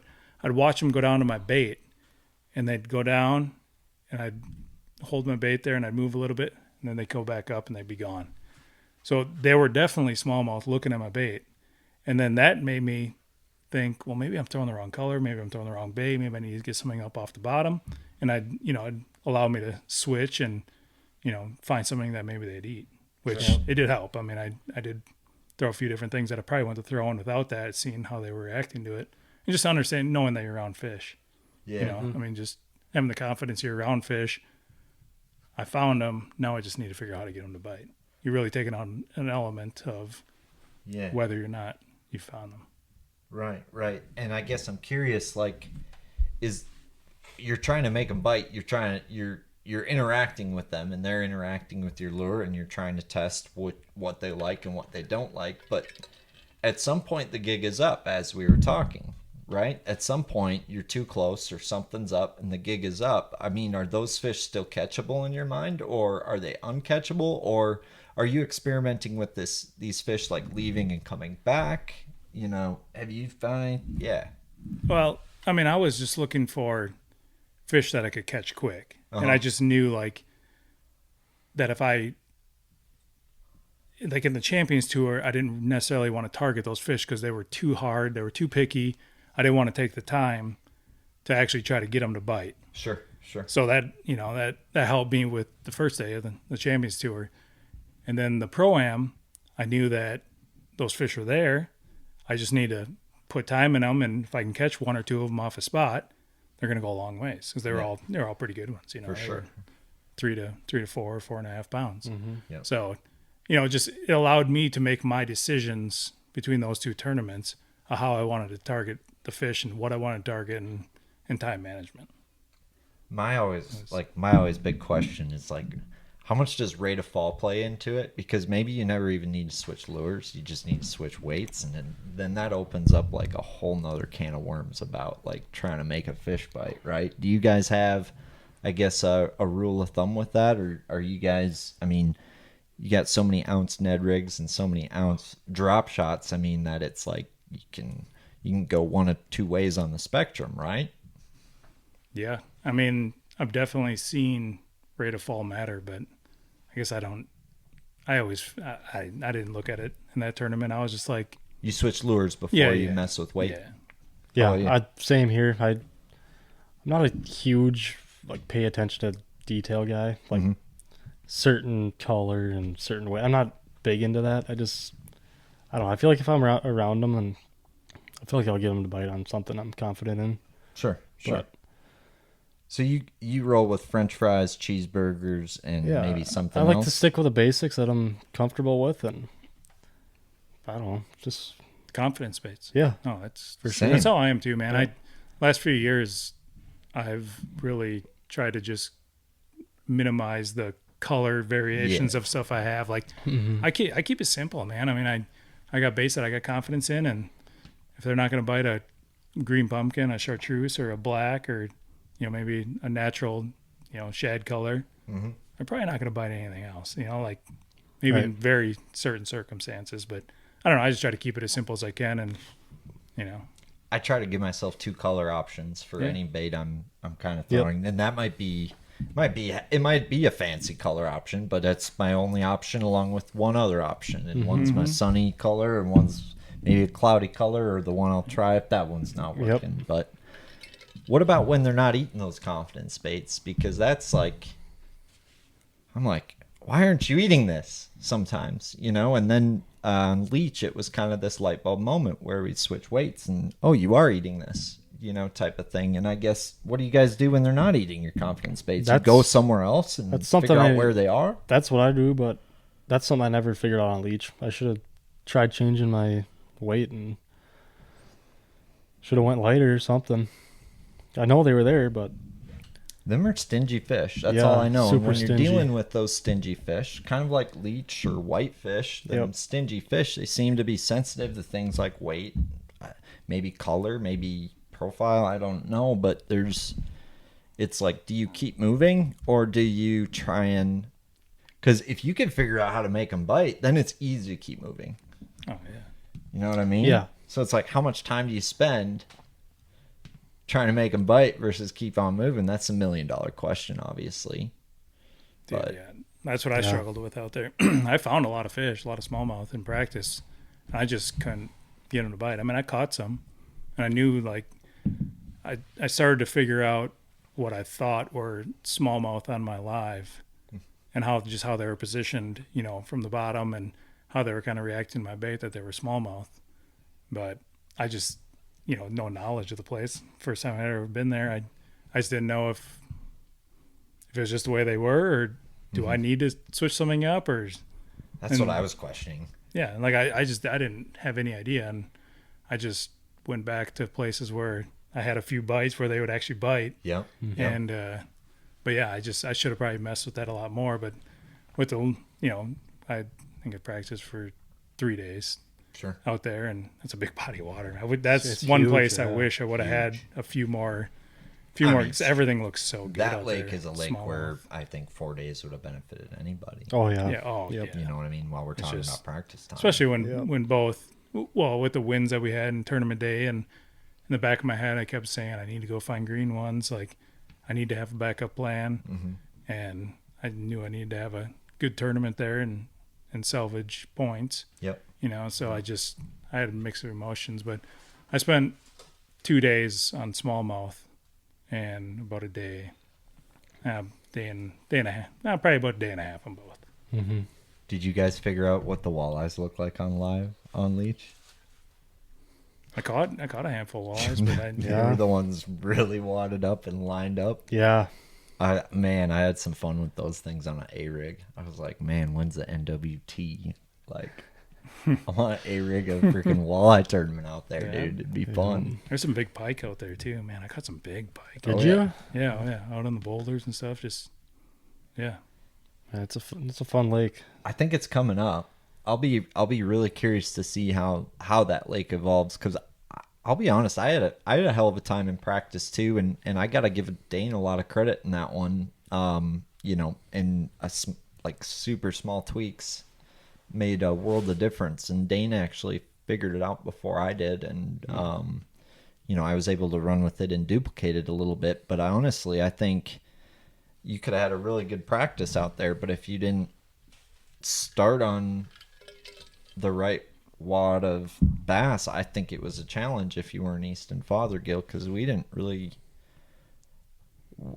really catch them on any spot besides our starting hole. But our starting hole was, I think, less community, so I don't know if them bigger fish just didn't get caught in practice or what the deal was. But you know, we lucked out that way for sure. It worked out pretty good for you guys. Well, it did, and we all have those days, right? And that's what we work for, is those good days on the water, and we eat a lot of humble pie for it, for sure, right? But Yep.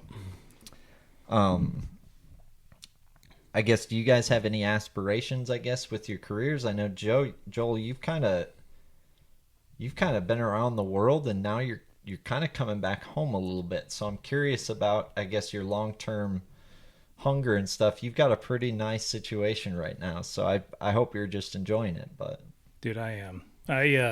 It's so nice to be home right now, like have some stability in my life. You know, when I was traveling nationally, the last 4 years, I guess, dude, I had stuff spread out I had stuff in my girlfriend's house in Minneapolis. I had stuff down in Kansas. I had stuff in my house in Prior Lake. I was keeping my camper and my truck out in Jordan, Minnesota. Like, I had stuff spread out everywhere. And it's just not the way I like to be real dialed and, you know, have everything kind of dialed in. And just to have everything now in one spot dude, I'm loving it. I mean, I'm really liking it. And, you know, I'm not going to say that I'm not going to go fish national tournaments again, because I don't know. I mean, I'm just kind of playing day by day right now, but I'm really enjoying myself up here in Minnesota fishing these tournaments and guiding out on Mille Lacs, and I'm just enjoying life, man. It's been good. sure. So you're guiding on Mille Lacs. Yeah, I mean, I'm guiding. I mean, I'm not guiding a ton, but I'm probably done 7 or 8 guide trips this year, and helping out Josh Douglas a little bit when he's out of town for his elites, and I suppose. if he's got some clients or if he's booked up or whatever, and Andy Young and I are helping him out and, For sure. and guiding, and yeah, man, I'm loving it. That's what's up. It's a fun place to guide and world-class smallmouth fishery, and yeah, I just like having all my stuff in one spot. I have my boat in the garage, truck in the garage, and all my tackles right there. You know, I not have to live out of totes anymore with my tackle and not know where anything is, and just being organized, man. That's what it's all about. It's hard to do, and it's a good feeling when you are organized. Yeah. I feel like Jacob Novak's never unorganized, though. Right, he's down. I like being organized. I can tell, Yeah. and I don't know why I can tell. I just can. I like having Do you a have clean boat. anxiety in this messy garage? Slight. A little bit. You can clean it. It's not for me. It's not too bad. It's kind of You cool wanna in here organize though, it for me? because I think everywhere I'll you look, pass. there's like really cool lures and baits, and I'm getting all kinds of ideas just looking around. Yeah. here. Yeah. No, let me know when I can come to your garage and get ideas. Jacob's got all his locked away already, organized and is safe. But yeah. So long-term aspirations for you, dude. You've been grinding on the Champs Tour for a while. You've set yourself up really nicely with your career and stuff. Do you have kind of any long-term goals with fishing? I think eventually I'd like to go fish the Opens, fish nationally. But for right now, I'm happy fishing Champs Tour, happy fishing local stuff. I like what I do for work. So I don't know. It just financially, I think eventually I'll do the Opens. It just costs so dang much money to do it. Dude. How do people, Dude, it's so hard to justify. Yeah. What is it, 40, 50 grand? Your chances aren't good. Right. No offense to anybody. Everybody's good, and nobody's chances are good. Yep. And you need to give yourself, you can't, it's a pipe dream to say, I'm going to make the Elite Series my first year. You might, but if you're putting in a plan for your future, you probably got to give it, it's probably got to be a 3 to 4 year goal. At least. Yeah, and some people give it longer than that. Yep. Yeah, you gotta have some plans in place, and that's just not a money making deal. Fishing the Opens, and that's really what had me taking the year off this year. Is that my title 2 years ago was really good and allowed me to go fish, and besides just the fishing, the traveling, all that, you got bills at home you got to pay too, right? So it's, unless you have some really good help through your partnerships and everything else, it's hard to make and really be able to put in the time to practice for these events. I think I got it figured out, Joel. All right, let's hear it. I never thought about it this way before till right now. Okay. People have kids all the time, right? Sure. And it's this, oh fuck, I'm having a kid situation usually. I had a choice, but that was a while ago, and I obviously didn't make that choice, and now I have a kid. And that kid, I was thinking about, okay, what does the Opens cost to do for 4 or 5 years? Oh fuck, that's $250,000, Yeah. I was like, oh fuck, what does a kid cost? $250,000, $300K. I'm sure. That's if they don't play hockey, right? Which is decent chances, not in this state, but decent chances nationwide. So when you think about it like that, you got any kids, Jacob? I don't. You got any kids, Joel? Opens as a kid. Yeah. And it's like, what if you just looked at everything like you had a kid? And it's like, I'm not ready for a kid, but if I had a kid, I'd have to have it, and I'd have to obviously be a good dad, and I'd have to figure it out. And that's going to cost me $250,000 over 18 years. So now I just need to figure out how to do it in a third of its life. So, which would be 4 or 5 years on the Opens. Yeah, you can definitely look at it like that. But if you have a kid and you're working full time, you're not taking weeks off at a time to watch your kid. You're taking 9 weeks minimum off a year. Totally. But you don't have a kid. So sure. Now that's your kid. Those weeks you take off to look at the kid, you're treating that like it's a tournament. Like, those are the weeks you have the kid. I have an Open. I have a kid. Sure. But if you're working a 9 to 5 job, how many jobs give you 9 weeks off a year to go fish? None. And that's where it comes. That's where it comes. Totally. Where the break is. How does that work with a kid then? Oh yeah, maintaining a job. You can maintain. You're not You taking still weeks need an off income. to watch. Right.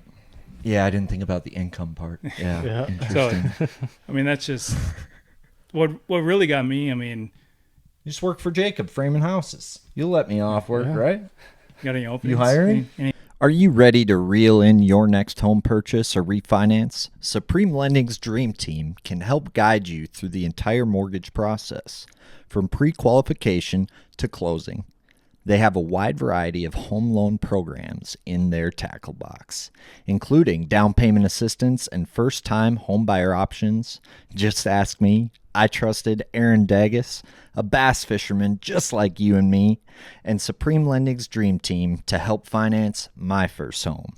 Contact Aaron Dagas and the Dream Team today by scanning the QR code or giving them a call at 763 763-326-0677. That's 763-326-0677. Did I catch a 7 in there? Or visit their website, aarondages.supremelending.com. That's AARONDAEGES.supremelending.com. This podcast is brought to you by my brother from another mother, my tournament partner, and the best rod builder north of the equator that still has 20/20 vision, Veselka Fishing and Customs, specializing in custom fishing rods. Your custom rod, the way you want it, because it has to be your rod. However, he has a wide variety to choose from, including his all-new for 2023 custom chicken rod. If you throw the big fluff, the hairy Gary, the rotisserie dissery, the half-ounce Palomalu, the 3/4-ounce rooster biscuit, the lightener looking like D. Snyder, you're going to want to be throwing the Veselka Fishing Chicken Special Big Hair Jig Rod. Mr. Veselka spent a lot of time on this rod, and it has the perfect action to throw, hook, and land those fish that you maybe pulled the bait out from because the rod was too stiff, or had them spit it because your rod didn't have the backbone. Well, the new Chicken Special from Veselka Fishing and Customs has worked to solve both of those issues, along with superior balance and quality components. So head on over to his website, veselkafishing.com. That's VOCELKA fishing.com. Pick this rod up before it's too late, because up here in the North Country, they about to be schooling. Apps? Not hiring right now. No? All right. Sorry, shitter's full. Yeah, what really got me is that, you know, I mean, obviously going into the fishing the opens, I knew that unless you pop one and get a win, or, you know, take some top fives, basically, it's hard to make any money on it. You know, even if you take top fives, it's like right. So I went. What was it last year? Last year I went out to Lake Oneida, and dude, I drove from my house in Prior Lake straight out there, fished the tournament, beat 92% of the field, took a top. I think it took like 16th or 17th in that tournament. Got a check, drove straight back home, and when I got home, I lost money. After beating 92% of the field and getting a good check, I got home and I ended up losing money. And that's, diesel prices were whatever, $5, $5.50 or whatever a gallon. And last year. I thought the Army was thankless. So I mean, that's really kind of what turned everything for me. It's like, how can I make a living doing this right now? You know, like, yes, I got some sponsorship help and that kind of stuff, but I didn't have a title sponsor last year. That's why you see my name on the side of my boat right now. I'm my own title sponsor. Like, that's not a sustainable business plan for me. Talladega Nights, Ricky Bobby. We're gonna make animal noises. Mm-hmm. Yep. There's a goddamn cougar in the car.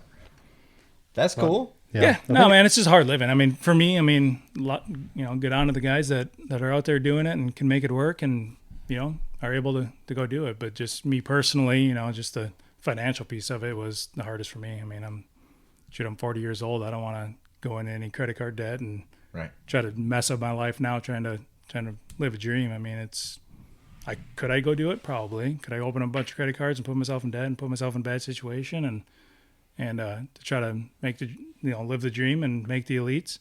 And what happens when I make the elites? Is it, how much better does it really get? You know, I mean, obviously it gets better, but I know a lot of guys in the elites. I talk to a lot of guys often that are fishing the elites, and I mean, yeah, things are going to get better. I mean, sponsorship, all that kind of stuff is going to help out and get better, but it's still a grind, man. I mean, still out traveling the country, and you're still not ever guaranteed a paycheck. You go into work for a week and you're not guaranteed a paycheck. Yeah, but how's your OnlyFans page doing?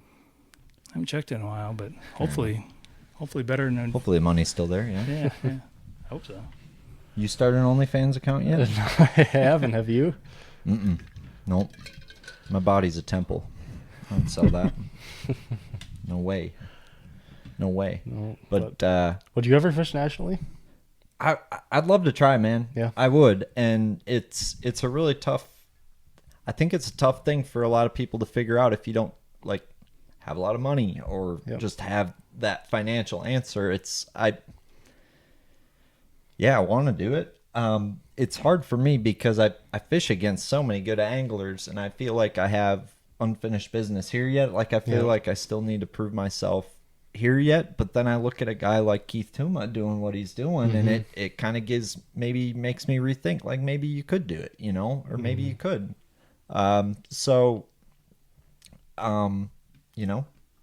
Dude, there's so many people out there that could do it and be Totally so good at it and be at the top level of the game that just either maybe don't want to go do it because they have families or just don't have the interest in doing it and just enjoy fishing their weekend club series. right. But there's so many guys that, and I see them all the time, just fishing these trails around here that I'm like, that guy could go For sure. go a lot of places. I would have a hard time leaving these local tournaments, so I just have a blast doing them. They're a blast. Yeah. No, it's fun, man. I that's really what I'm enjoying too. Is like even if I have a bad tournament here, I don't have to get in my truck and drive 20 hours home thinking about what I should have done. Like, Right. For sure. It's a lot easier for me to get over. I got a 2-hour drive home. I'm gonna go fishing tomorrow, and it is what it is. But My worry is I'll regret like not trying. Like I'll regret maybe someday like that I didn't go for it, Like there's a lot of people out there that, that get to be 60, 70 years old that look at their grandkids and say, "Man, I wish I would have tried that when I was your age." And I guess for me whether it works out or not, I'd love to say at least I tried and gave it everything I got. I just love looking for bass.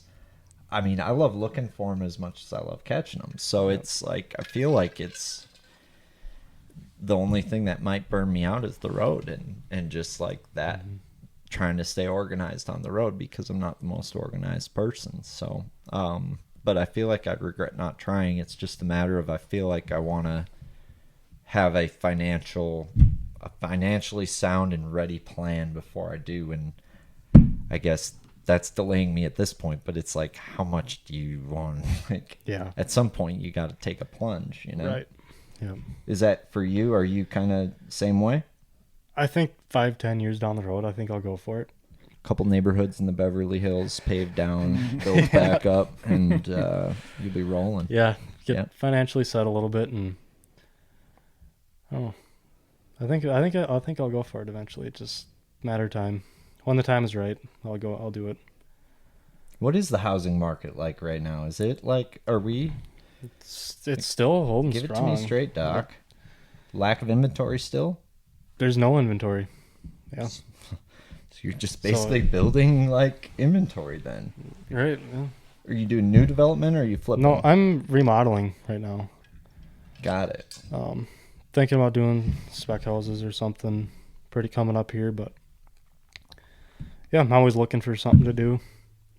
Always looking for the next flip or whatever.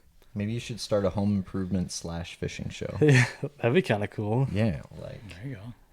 maybe you find a house on a good lake. Yeah. And that's the one you reno. Yeah. And then you sell it to people, then they kill all the grass in the lake and it sucks. That'd be kind of a good show, right? Yeah. Yeah. That would be a good show. Yeah. So But- you're pretty good with that, like a hammer and shit and like tools and shit. Could say that. How'd you learn that craft? My dad. I've been working with my dad since I was like 12, and he retired. I kind of took over, and Well, I've seen that place on Whitefish and Yep. the cabinetry and the woodworking is like beyond anything I've ever seen. So yeah, I my think- dad built that place. Yeah. Are you guys considered artisans then? I don't think so. What do they call you guys? Carpenters. I don't Carpenters? know. Yeah. Okay. Yeah. Yeah. I don't know. I love what I do, and Or woodworker if you want to be a dick about Woodworker. it. Yeah. Yeah. I don't know. I kind of do it all: trim work, framing, pretty much everything. Do you have like a favorite thing to do? I love trimming. Trimming's my favorite thing. Trimming. Yep. So making things look Yep. absolutely Putting the correct. finishing touch on stuff. It's just It's rewarding. It's rewarding. Yeah. Yep. Well, Satisfying. I think we should talk about this place and, Yeah. how much equity we can gain, with what you can do. Yeah. Yeah.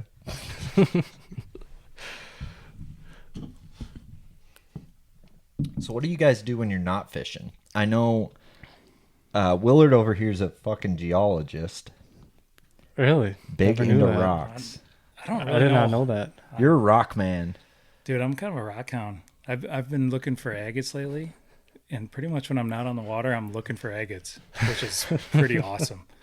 My girlfriend just found a giant yesterday. We went Begging. Yeah, oh, yeah. I was pissed. Take it down to the DNR office. I was put it on the scale, and it was like 3 times the size of the one that I've ever found, and good for her. It was cool. So what do you do with him? You just put him on a shelf like a trophy, or? Yeah, just look at him. Put them above the trophies. Yeah. I'm above the trophy. There you go. I don't know, man. I Josh Douglas actually got me into looking for agates, and then Andy Young looks for them too. So we just all kind of get together and go agate hunting. It's like Easter egg hunting. It's just it's kind of like like I like the hunt of finding bass too. Like I love hunting them up. Like that's just I have just as much, if not more, fun hunting them up than I do catching them. Same. Yeah. And it's the same. Yeah. It's like the same stuff when you're agate hunting. Like you're just trying to hunt one up, and all of a sudden you see one, you get that rush. Just like when you get that bite, dude, that 5-pound bite. I don't see that. I do. Just for a I know rock. nobody does. I just picture, like, to me, it's like opening a should've- book I and should've playing brought Where's some. Waldo. Like, to me, that's agate hunting. Yeah, kind of, but they're all so cool. I respect it. So Yeah, they're- just like, don't get me wrong, man. I respect Where's Waldo just like I respect agate hunting, and I do think there's something to be said about that. I made fun of agates for a long time. Like I just started egg hunting like last year, and a year and a half ago I was like, "What the hell you want this damn rock for in your house?" And why are you even looking for this damn rock? They look cool. Oh, dude, they're They're sweet. beautiful. Now I'm like, Got character. I'm all in. Yeah, they're all different. They're all cool. They're 1.1. The Lake Superior agates are all 1.1 billion years old. Like they're Jeez. pretty sweet. It's like Dude, I've read dinosaur books. hunting. Like I used to fall asleep, laying in bed, fall asleep watching YouTube. Now I fall asleep reading my agate book. I was gonna say they write books about them. Yeah. So what makes so you mentioned weight, is it like gold where you find like a bigger agate and it weighs, I found a 6-ounce agate versus a Dude. 3, or So this is how bad, like if you're trying to make a living agate hunting. you can make a living Start- agate hunting? No, you can't. No, you're way better off fishing the opens. So my biggest agate's like 2.5 ounces, and they go for like $10 an ounce. But my 2.5 ounce agate, if somebody offered me $10,000, I probably wouldn't take it. Just because I like looking at it. I'd sell that agate down the river. No, I'll never find another one just like it. They're all different. They all got their own character. That's true. That's I don't true. know, man. It's, Yeah, that makes one of those sense. things. It's special. Yeah. Yeah. It's special. It's interesting. Do you have like that with wood where you seek out certain types of wood Not for really. your woodworking? Not really, to be honest. No, This there's not a preferred wood that's more desirable. whatever my customers want, that's what I put in for them. Gotcha. So So- if they want their house framed in knotty pine, you'll frame it in knotty Well, pine, even though that's the softest, worst wood to frame with, probably. Yeah, you don't see the framing, so. But the trim work, it's the main customization in a home, and I don't know, whatever they want, I put in. You ever do an So- aspen house? No, I never done that. Birch? I have What's done birch. like the most common? Knotty alder's common, pine's common. A lot of stuff is painted now, painted white. Painted. Yep. Do you like painting? No, I've contract got that shit. I've got a painter. Yeah. dude, you should do some like barn wood up here. Yeah, that'd be really Some cool. barnwood up in Yeah. this. You already Yeah. got the tin on the bottom. Yeah, Right. That's what I was. Yeah, be sweet. How much did that run you, Jacob? I don't know. I had to measure it up and get your Okay. price. No problem. We got time. We'll do it after. Okay. Yep. It's 24 by 30. That look real nice. I'm It always would. looking at old like broke down barns when I'm going down the Yeah. down the country road. Oh my God, that'd be sweet to have that. At Barnwood. Mm-hmm. Because where are you living now? Up on Whitefish? Up on Whitefish. So. How often do you get out there? Never. Honestly, the week before Champions Tour, I was out there for like one evening for like 2 hours after work. And that was the first time I was out there all year. You ever call them moms you met after Champs Tour? Did you tell him about that yet? No, I haven't. Yeah. Let's hear it. I was walking down to the boat with my Gilmore check, and I don't know, probably 15 ladies just stopped me like, "Yo, we want a picture with you." With 15? I would say at least. And That wasn't the part I came in later than this. oh, did you? Yeah, with Walters. Oh yeah. Yep. But yeah, they just, let's get a picture, and they're like, should we show our tits for that picture? But And they did? had no, I told them yes, but they had one responsible friend that was like, no, you're not doing that. I was like, oh, Always. come on, it's fine. That's cool. I But didn't know that. Yeah, that didn't happen after Big Stone, did it? No. Not in Ortonville. No. Whitefish is a better place to win at in terms of... yeah, I got to keep For that in sure. mind. No, but I had a few banquets with him and Walters after his win, and we went over to the small herd of buffalo across the bar, and I had to go because I had my little cousin with me. It was not an appropriate setting for me and my little cousin. Mm-hmm. But I think me and Walters opened you up pretty good. yeah. We said, yeah, this guy just won $13,000, and No, and actually his dick's the size of Texas. And, yeah, no, very eligible bachelor. And then I left, and then you guys didn't And come actually- back till like midnight. I met your parents before you got home. Yeah, no, we actually got pull tab. We each put in 20, us and these 3 other ladies. And Mike pulls the $1,000 tab. No way. Yeah, What? it's crazy. Should have went to the casino or got a lottery ticket after that. But Those chicks seem down, dude. no, they were cool, yeah. And You're actually, such a good person not like- doing that. 1 or 2 nights later, I went back to Moonlight, and I saw them there again. No way. Yep. They But were partying. yeah, Get some digits. yeah, They're like mommy level, like good looking mom Mhm. like level. They'll teach you something, boy. yeah. You should text her. We should text her. There's got to be it. The one's I probably want to hear watching more this. to that story. The one- Yeah, Fair. there's more.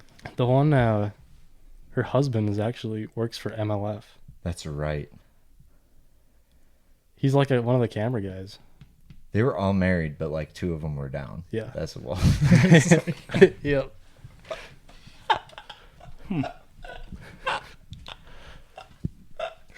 Was one of the down ones the one with the?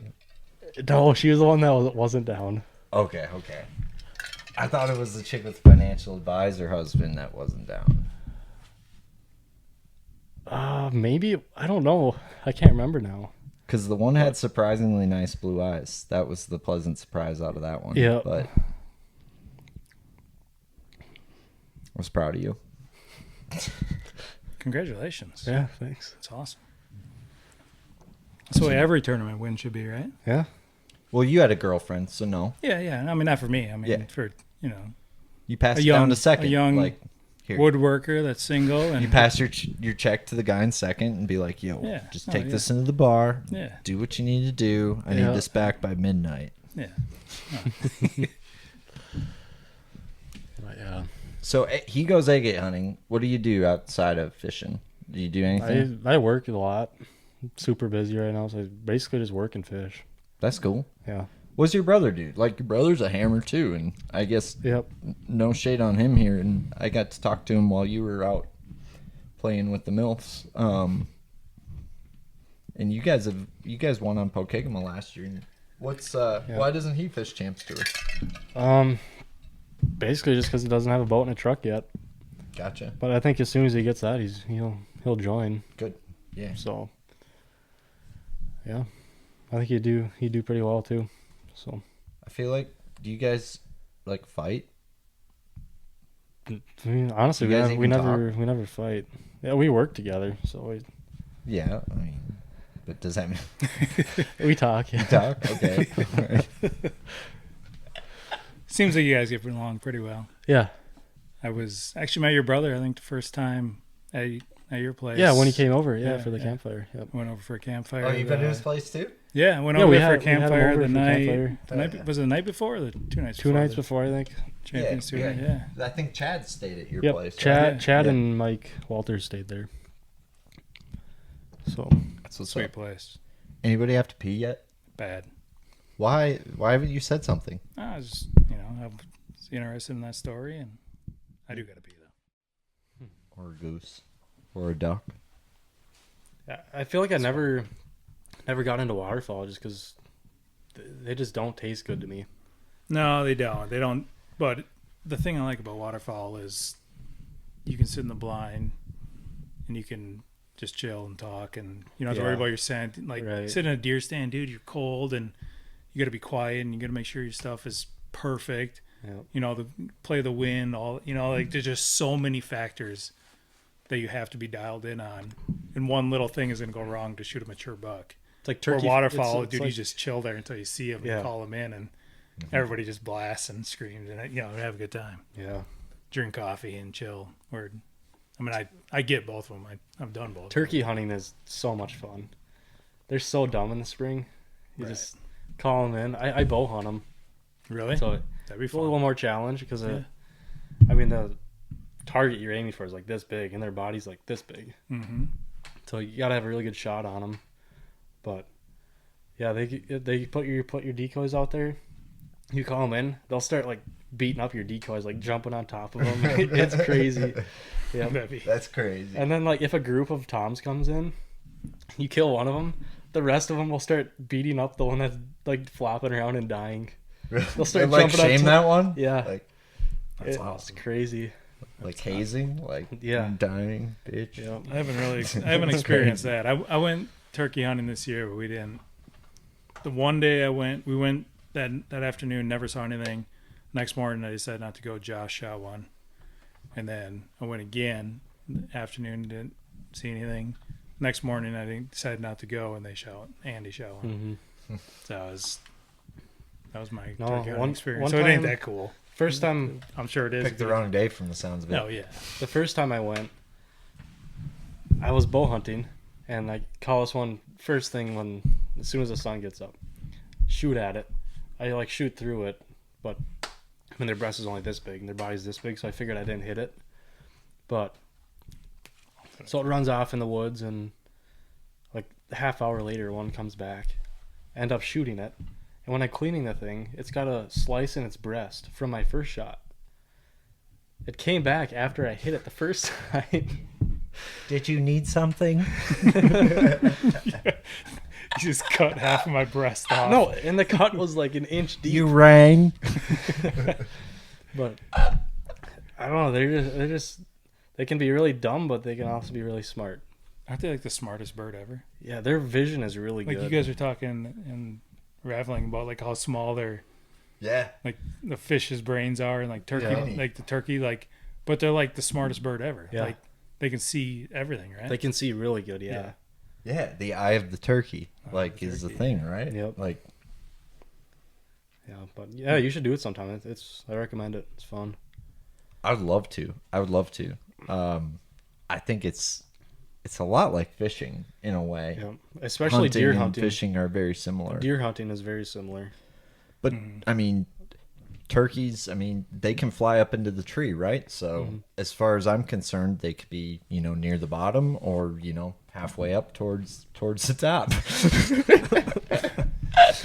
I don't know if that's how it works. I think they only sleep up there at night when they're not supposed to be Yeah. hunting, right? Yeah. Oh yeah, yeah. They sleep there up in is. the tree. Don't you have like a break like in the day? Don't they get like a break in the day where you can't kill a turkey too? I don't think so. I heard about that. No? Where was that? Used to be that Oh, way. really? They used to give turkeys a lunch break. Now they're like, nah. I don't no think more anymore. lunch breaks for the Dang. There's so turks. many turkeys around. It's crazy. So many Dude, they're turks. everywhere. dude. I see Yeah. them. I've seen babies all over the roads. Like, Yeah. I almost hit one the other day. Oh, it saw me. Those things will do some damage. I was curious about That's that. a big bird. Yeah. That's interesting. So, how do you figure out, is like finding a good turkey spot similar to finding a good bass spot, like from a terrain standpoint? yeah. Like you can look at like aerial footage of land, so to speak, and there's topography just like there would be, you know, a lake underwater. I don't know if So you it's- check the points or the inside turns for the old turkeys, eh? I don't know if it's so much that, but you can go out there and just listen for them. Because they'll gobble when they're up in the roost. Oh, bass don't fucking do that. Yeah. Damn. Can you imagine if them 5-pounders gobbled at you? Like, well, here I am. Like, oh, yep. But yeah, I don't know if there's so much a pattern for turkeys. I don't know enough about it. I don't know shit about I know fuck fighter when it comes fighter to- fish or hunts turkeys about it. He's real good at it, Yeah, I yeah, think. he's Or a- it seems to yeah, be. yeah. Yeah. I think he's part of Ojibwe or something. Yeah. I feel like you might have a little native in you. What's your kind of background that way? I'm half Filipino. Not profiling here. I get. My mom's from Hawaii. My mom's Okay. whole side. Half Filipino, and my dad's a farm boy from Iowa. Cool. Yeah. Filipino and Iowan, I guess. Nice. So you get the nice skin of that. Get and- the yeah, that's what's up. get the island life and the farm boy life. Yeah. You look Scandinavian or German, bud. Honestly, couldn't tell you. Same. I'm a mutt. I don't even know what I am. Yep. I'm a everything. It's so bad. Yep. I think, name the country, and I probably got a little bit of it in me. So, you guys fish Lahamadu a lot? That was your first time? You fished it, about 5 high school tournaments a year. No, I think Champions Tour 5 years ago was my first time there, I think. And then maybe fished a few times after that, and that's about it. Dude, if it's fishing anything like it was when we were there for the team trail, we're That's gonna gonna catch be- the that's gonna be shit out of fun. them. Numbers-wise, yeah. I hope so. There are so many bass in there. There's a lot of bass in there. That was I couldn't catch a big largemouth when I was no there. catching big ones. I don't know how to No. catch a big largemouth in that place. It's such but a fun lake, though. There's just so many For fish sure. in there. It's going to be a fun event. How do you feel about it? I like it. Yeah. Yeah, it's kind of my wheelhouse. Hopefully, there's a little bit of offshore deal going, and Oh, plan for everything. But yeah, no, I like fishing offshore, and I know that lake sets up well for that. So, and it's a different mentality. Like I'm excited for actually on that lake. I'm more excited for every fish counts than I would be 5 out there. Oh yeah. Oh, yeah, for sure. Like that is one lake where I'd much rather fish. So I haven't fished that lake with that mentality yet. So Yeah. I'm just kind of like curious as a cucumber. Mm-hmm. I hope it's like I don't know anything about it, but I hope it's fishing just as good. Or I feel like if it typically does, I don't know, dude. It's gonna be fun either way. Just to go catch the hell out of Did you? how many big tournaments have been out there this year? That to me Yeah. that's a big factor in how it's gonna fish is how much its shit got rocked by like how many high school fishing tournaments were out there this year. That would be a question I would have, and then I think that's probably what it boils down to. Yeah. I think there was one on just this Sunday out there, but it was like 30-40 boat tournament. See that, and that's fine. Yeah. Yeah. But I mean, there's got to be club weekday derbies out there All the time. couple Yep. a week. It can handle that though. I mean, but if you get 400 boat tournaments out there, and on top of all of those 30 to 40, that's what's I think makes that bite a lot tougher out there. Like Gull, I think was that way last year. Yeah. It felt that way, like at the end of the year, Mhm. for sure. They're not So- used to it.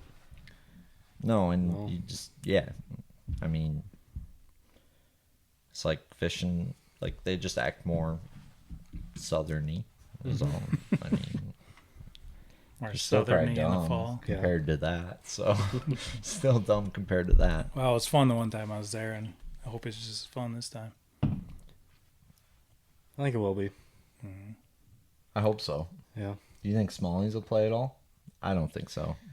I've never really got into them. I don't know if you can get into them that well, or I looked for a lot of smallmouth stuff when I was there, idling around for Team Trail, and found some stuff that they should have been there then. I don't think anybody caught any smallies in that tournament. Maybe there was a few weighed We in. tried. Like I tried That was a our lot. main I deal. tried a day and a half. We had one on That was a our bed. main We had deal. one on a bed, but someone got to him first. Wow. We had big ones. You caught some in practice? Oh yeah, big. Really? Saw them wadded up, post spawners. Dude, I would They were find there those. every day. Anytime I checked them. Gone tournament day. Wow. I've not. I mean, just don't. I've no explanation for it. It was tournament day. So it seems to go. Yep. Yeah, I think I spent a day and a half looking for them. I never caught one. Caught some big pike, or not even big, just pike out there where in 20, 25 foot of water. I found them when it was. Demiki rig. We found them when we weren't looking for them. When I looked for them, I couldn't find them. No, I'm gonna not look for them this next one, and That's what I'm gonna do hopefully too. run into 'em. I'm gonna do the same thing. Yeah, dude. But so I guess little off subject, but like I'm a big music guy. What do you guys like jam out to for music? Are you guys music guys or not so much? I listen to a lot of country. Country? Yeah. Okay. You like old country or like new country? Newer country, yeah. Yeah. More big Morgan Wallen guy. Morgan Wallen, Zach Bryan. Yep. Those No, are the I main dig that. two. Yeah. Yep. Joel? Dude, I like music, and I am totally a mood kind of music listener. Your mood man. Dude, whatever mood I'm in. I'll listen to country. I'll listen to some thug stuff, you know. Yeah. I'll listen to some Hood rock shit. and roll. I'll Okay. listen to some Taylor Swift. Dude, I'll listen to anything. I'm not. Whenever I'm in the mood for, you know. Well, I mean, some people when they're like in a mood, they listen to a sad song. Some people like metal out to that. Are you? I mean, do you have an uplifting preference?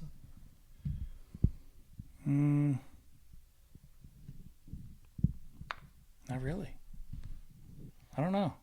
It's kind of a tough question, dude. I get like my playlist is so across the board. That's good. There's so much weird Eclectic stuff in there. taste. Like, That's what's yeah, up. it's just I just enjoy people's like the artists, like how good, you know, like just their expertise in what they do.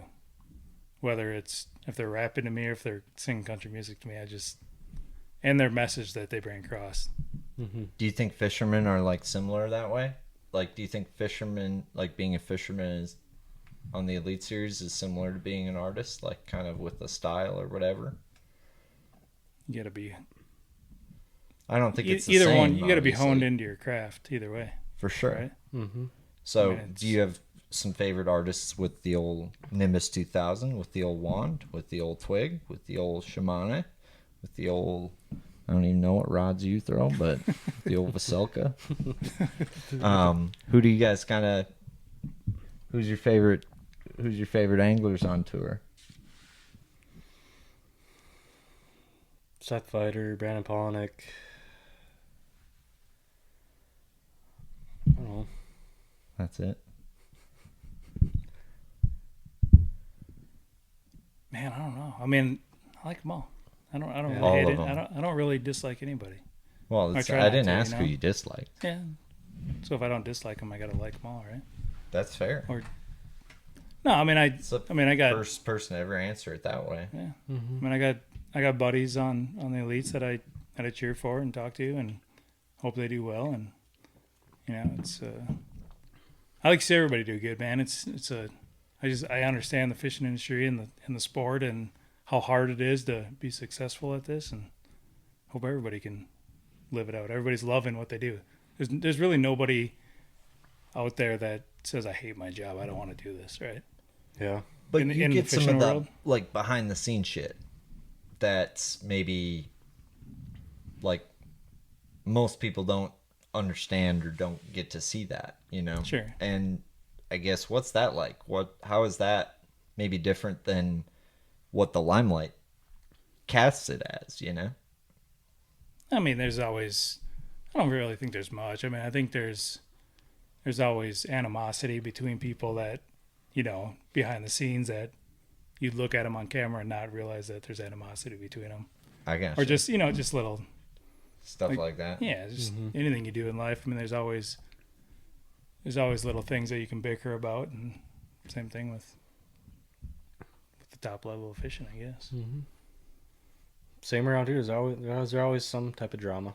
Yeah, drama. Is there? Here we go. I mean, I suppose. Yeah. I stay away from drama as far as I Same. can. I do too, but yeah, I hate it. What's the latest drama? I don't know. I'm so out of the loop. I can't think of anything, but I feel like there's always something. Well, yeah, we're fishermen. They just bitch. We just bitch. That's what we do, man. Every time. God dang it. I'd have won if I was... Happens all the time. Yep. Do you think our lakes are ready for all of that you said? Like with the 5 live scopes and like do you think we're gonna, like we did to the buffalo, like just outfish our lakes, and like every place is now like gonna start to fish like the Sabine, and like Dude, I don't 12 know. pounds gonna win nationwide. I hope like, not. But I mean, I don't think there's. I can't really answer that question, but there's. you answered the other one, which is you have live and 360 together. You can't miss anything. No, I mean, which is no, like, think I wouldn't about say that. no. Like that's crazy. Yeah, I Yeah. mean, it's hard to miss stuff. I mean, you're seeing everything Over a span of time. Like I feel like Yeah. I'm understanding the bottom of the lake as just as good as I'm standing everything I can see above water. right. Yeah, exactly. Right, but that doesn't mean that I'm still going to be able to go out there and catch every fish that's within a cast distance of my boat, Right. whether they want to bite or not. Like I'm not seeing every single fish. I'm not perfecting the game, but it's given me way more confidence, and now that I've used it and understand the power of it, I would never want to fish without it. Or if I did, I would just feel like I'm blind without it. Right? It's Yeah. I don't know. That makes sense. Yeah. I mean, is it going to hurt the fisheries? I mean, maybe. I think it's going to put a lot more pressure on the fish, which in turn, I don't think there's anything that hurts a fishery more than pressure. Right. You know? Mm-hmm. So I think if everybody has that and that's just the new norm, is it going to hurt them? Probably. I mean, it's going to put a lot more pressure on those fish because people aren't just going to go out there and just fish random stuff. They're going to go fish and target those fish, which is pressuring those fish directly. Right? Mm-hmm. So I don't know. I mean, it'll be interesting, and maybe that won't be the norm. I mean, No, I think they're just gonna get harder to catch. they're going to get. Yeah, for That's sure. all. Yep. I mean, Yeah. that's It's what it gonna- boils down to. I think they'll still be there. Mm-hmm. It's harder to catch. Yep. Mm-hmm. But I think people are going to catch a lot more fish if that's the case too, which is going to For a while, right? for a while. Which, if you're whatever, I mean, there's going to be. Well, then something else will come out where you can catch more fish. Oh, right. Right. Yeah, I don't know. It's getting crazy, but Can't imagine what's It's, next after live scope. Neuralink. I don't know, man. Oh, technology's crazy. that's probably what people thought when side imaging first came out. What the heck can be next? Yeah. Yeah. Well, what if the next version of LiveScope comes out and it's the best ever, but you have to put it in your head, like chip it in your head? You doing it, or are you like Randy blocketing that shit as fast as you can? Like, what are you doing? If that's what I got to do to compete, if I'm not competing without it, yeah, I'm doing it. Fucking do it, yeah, man. yeah, I probably would too. yeah. You chipping it. I'm not gonna. I can't Being be at a first, dis- you're I last. don't want to feel. I don't want to. Chip Can't me, be at a bro. disadvantage, man. Chip me, boss. Being first, you're last. Mm-hmm. All right. Yeah, I won't be the first one to do it, but I definitely won't be the last one either. Yep. I'll be right in the middle. Can you imagine how weird updates are? Like, okay, don't like plug yourself in, or like, oh no, it's Wi-Fi. You probably just like, update, motherfucker, and it updates. I don't know. That's I think it's moving at a more rapid pace than we can comprehend. Yeah. For sure. What do you guys see? Like, what do you think about that? Like, what do you think's next? I can't imagine what's next after live scope. Like, What do you think's like? Well, like, what's coming in like the housing market? Like, what do you think's coming in that? Like, I don't even think you'll have to hire employees. You'll be hiring artificial intelligence to build your houses, dude. oh, I think like there's people making robots and stuff to do all that. So Right. it's gonna be weird. I don't know. It is. Yeah. There's something out there in the works for some, you know what I'm Yeah. saying? Like these companies aren't just done now. Like they're always having to compete and come up with new stuff. So there's stuff out there already that's above what we know and what we're trying to imagine. They probably already have stuff ready to go that they won't be released for another 5 years. mean, or Oh something. yeah. The yeah. military industrial complex. Who knows what the fuck is in there, man? Like, Stuff that'd scare us. Yeah. for sure, dude. Yeah. It's pretty wild. I feel like they're gonna like aliens are what's next. Like they're either gonna be releasing aliens on us or they're actually coming. Have you seen aliens? Actual aliens? Yeah. Mm-mm. You're an alien believer. I believe in them, absolutely. How couldn't you? Yeah. That solar system's huge, dude. It's like, I mean, you I'm look sure out they're there, out there. it's insane. Like, that many suns? You can't tell me there ain't another freaking something orbiting around one of them stars that we look at and call constellations at night. Like, those are each a boiling, like, massive ball of gas that we literally revolve around, that creates photosynthesis for the plants, that then create the trees that Jacob uses for the houses he builds, and so many more things. So, yeah, it's more than the human brain can comprehend, but It's got pretty There deep. has to be. why not? Yeah. I love cool. fishing deep, boss. Yeah. Yeah, me too. I feel like we fish like the same. We fish similar, I think. Yeah. We fish slow and methodical. Yep. Yep, I like picking areas apart and for sure. yeah. I feel like that's what he did shallow too. And Yeah. I don't know if he does that all the time or if you run. Dude, I haven't fished against you too much. I don't but go shallow. Like catching them shallow is my favorite way to catch fish. Like casting at objects, but I never do it. I just never. I'd way rather be offshore using my electronics. But my favorite way to catch them is up shallow. You know, flipping at objects. So I don't know. I mean, I'll do whatever. I'll always try to make the deep bite work, and if it doesn't, I feel like I got a good feeling when I know I'm fishing for something that's not going to work, and then I, you know, go find what they're actually doing. I'll always try to get the deep bite. I just like catching them offshore. I feel like Jacob, you're always kind of milking like an area. Yeah, that's what that's I don't know if you run and gun too much. not a whole lot, and I think that's something I need to get better at. Is moving on from stuff that either I'm not getting as many bites as I would like to get, or not getting any bites. I feel like I just get too much confidence in areas, and I just try to force it. And I need to learn how to move on from that. Maybe not. But a whitefish milking paid off for me, It did. and I got the win. So certain times it helps you, at certain times it hurts you. Right. So It seems like there's guys who really they'll win when that's the deal. And there's guys who will win when like running and gunning is the deal. And there's not like a lot of guys I've seen that do both. Noah Schultz would be a guy I've seen kind of do both. Yep. And that's why he has the success he's had.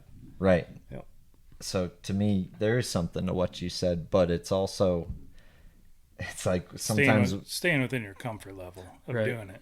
Yeah. what are your strengths? It's like, Right. are you going to be good enough at doing whatever else it is where you can compete with the other guys doing that Yep. to the point where it like is better doing that than what your true strengths actually are. And bass fishing used to be that like specialist type sport mentality where by golly, I fish a jig everywhere I go and I win one tournament a year. but it's on a jig. And guess what? I do it, Yeah. right? Or it's a crankbait or whatever it might be. And now it seems the games have changed a little bit. Yeah, and that's just, I think a lot of that is with the advancement in technology. Mm-hmm.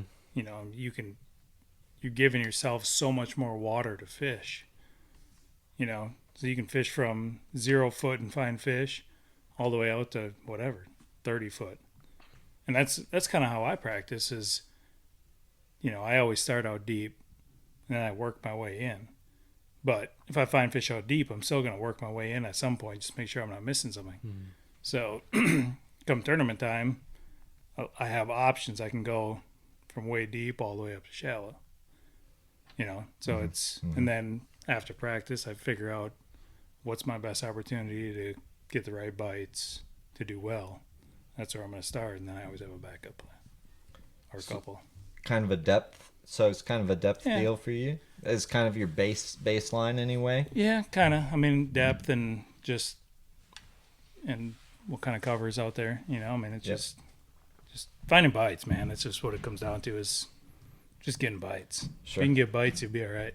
Sure. You know, So you it's- practice all of it from deep to shallow. Yeah.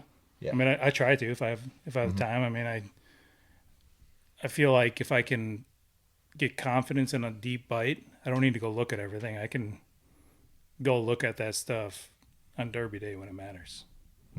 Right? You know, I don't necessarily like. I feel like I've evolved as an angler, where I never used to go fish new water in tournaments, but now if I know that I'm on a really good deep bite, I won't necessarily just go check everything in practice. I'm going to go do it in the tournament when it matters and get there because, you know, it's just, you don't have time a lot of times, like especially on Leech Lake. You're right. You know, Right. like I try to dial in a bite up on a foot of water and the smallmouth deal, and Right. I had 2.5 days to do it, and it was just one of those things where I just figured out how to get bites both ways, and then started looking at the map and figuring out where I can go in tournament that would intersect my spots or Sure. whatever else, and just kind of put it together during the day when it matters. Sure. And see that one, I put all our eggs in that smallmouth basket deeper than 6 foot. Like before the event started. And that's what my plan was. I had zero intentions of going to guess for a green one. But the wind scared me, dude. I just didn't know. Like everybody I talked to was like, true that. this place blows. It's going to be unfishable out there. There's no way. And I'm like, well, shoot, I got to say, you know, it's about the points. Yeah, A, you were in a and good B, spot I got to, Yep. you know, I got to go find some green ones because if You even it have that is to think true about. that, and you know, it paid off for you. That's awesome. Like in Had to. hindsight, It had to. I wish I would have stayed out and just fished brown ones because I caught 2 good ones, and then I went largemouth fishing, and now I'm thinking back like, shit, if I would have just stayed out there and caught 3 more, you know, brown fish in 6 hours that I had left, Yep. would I have caught 3 more 4.5, 5 pounders? I don't know. Maybe we couldn't That's- after 10 well, sure. a.m. But Yeah. Fothergill could. And I don't know. I didn't You think caught I 'em could. all I didn't before think I 10. could. That's why I left. My first cast was a 5.5 pounder. Oh, Second cast was probably a 4 pounder. Yeah, we had our limit in 7 casts. wow. And then I think we called up twice after that between there and 10 a.m. That makes it I pretty easy mean, to stay let's out be there, honest. too. Like, that's, Like yeah. if I would have done that, there's no way. Like I don't care what the wind was doing. If I you'd would've have told just me kept that was going to fishing happen just in to- practice, I'd be like, Yeah. perfect. I mean, ran Wow. all over that lake, you know? Right. So you caught your whole bag off one spot, 2 spots. 2 spots. Yep. Well, I started on a spot that I thought I was going to catch them on. Didn't catch them, and the Fothergills rolled up like 100 yards from me. Literally put the trolling motor down, took 1 cast, caught 1, took another cast, didn't catch 1, and we were gone. I was like, dude, you guys just broke my heart. Like, and it was some boulders. I had them marked. Yeah. I had everything around there marked, but I didn't know there was any fish there. You know, I said it marks to look good and whatever, but yeah, they broke my heart. Dude, he's stone cold like No, it's- Jacob. Like, he's like, I don't know. I had him on two episodes ago now. And Yeah, dude. He's got a style where he's like, yeah, I'm gonna roll up. If they don't bite, I'm roll out. That's cool. But he rolls up and makes them bite, or he leaves. That's style. That's one thing I gotta worry. And he did work that all on day. Yeah, like I see him there, and I want to. Like I'm stubborn. Like, Same, dude. I know you're a smallmouth, or I really think you're a smallmouth, dude. I'm gonna sit on them and Same, force dude. them to I'm eat. like, you fucking gonna eat, motherfucker. Yeah, that's really where the forward facing sonar, I think, it's the guys that are really, really tuned in and good with it versus the guys that are good with it, but it's also hurting them. When is it time to pull the plug and go on to the next spot? Or are you going to be stubborn and know that those are bass and they're good ones and I need to try to get one to eat? And now I just wasted an hour and they still want to eat. Now I got to go to the next spot. Yeah. I think it's interesting if you leave and come back, like if you get a different result. That's like what I'm in my head, what I'm going to try to get myself to do more, I think. Leave and come back. Yeah. Mm-hmm. Yeah. Like they're probably not biting because your boat's near them. Maybe. I don't know. There's so much. I always, if there's a bunch of fish there, I always make sure I hit them at different angles before I leave. I like that. If that doesn't work, like Yeah. I just, especially in a tournament That's day, a and sneaky little thing. if I have a bunch of spots, I have a hard time fishing behind myself, so I don't want to go back. Like, not that I caught them or not that I can catch every fish there, but I'll fish behind anybody and feel confident I'm going to catch a fish. But when I fish behind myself, I feel like I'm wasting time. Interesting. And I don't know why I did. Like, I did it on Big Stone. I fished behind myself and caught fish, pretty much the whole morning behind myself. Shit, I was missing. You suck. I'll fish behind your ass all day. No, I mean, yeah, dude. Yeah. But it's just one of those things. No, like mentally, dude, yeah. I just don't like fishing behind myself. But if I'm fishing behind somebody else, because I'm always looking at the same little spot. Like I'm always looking, where's this person not going to try to go to, or what's not the easiest spot to hit. Yeah, but then it's like, well, where am I not going to go to? Right. So I go behind. This podcast is brought to you by my brother from another mother, my tournament partner, and the best rod builder north of the equator that still has 20/20 vision, Veselka Fishing and Customs, specializing in custom fishing rods. Your custom rod, the way you want it, because it has to be your rod. However, he has a wide variety to choose from, including his all-new for 2023 custom chicken rod. If you throw the big fluff, the hairy Gary, the rotisserie dissery, the half-ounce Palomalu, the 3/4-ounce rooster biscuit, the lightener looking like D. Snyder, you're going to want to be throwing the Veselka Fishing Chicken Special Big Hair Jig Rod. Mr. Veselka spent a lot of time on this rod, and it has the perfect action to throw, hook, and land those fish that you maybe pulled the bait out from because the rod was too stiff, or had them spit it because your rod didn't have the backbone. Well, the new Chicken Special from Veselka Fishing and Customs has worked to solve both of those issues, along with superior balance and quality components. So head on over to his website, veselkafishing.com. That's VOCELKA fishing.com.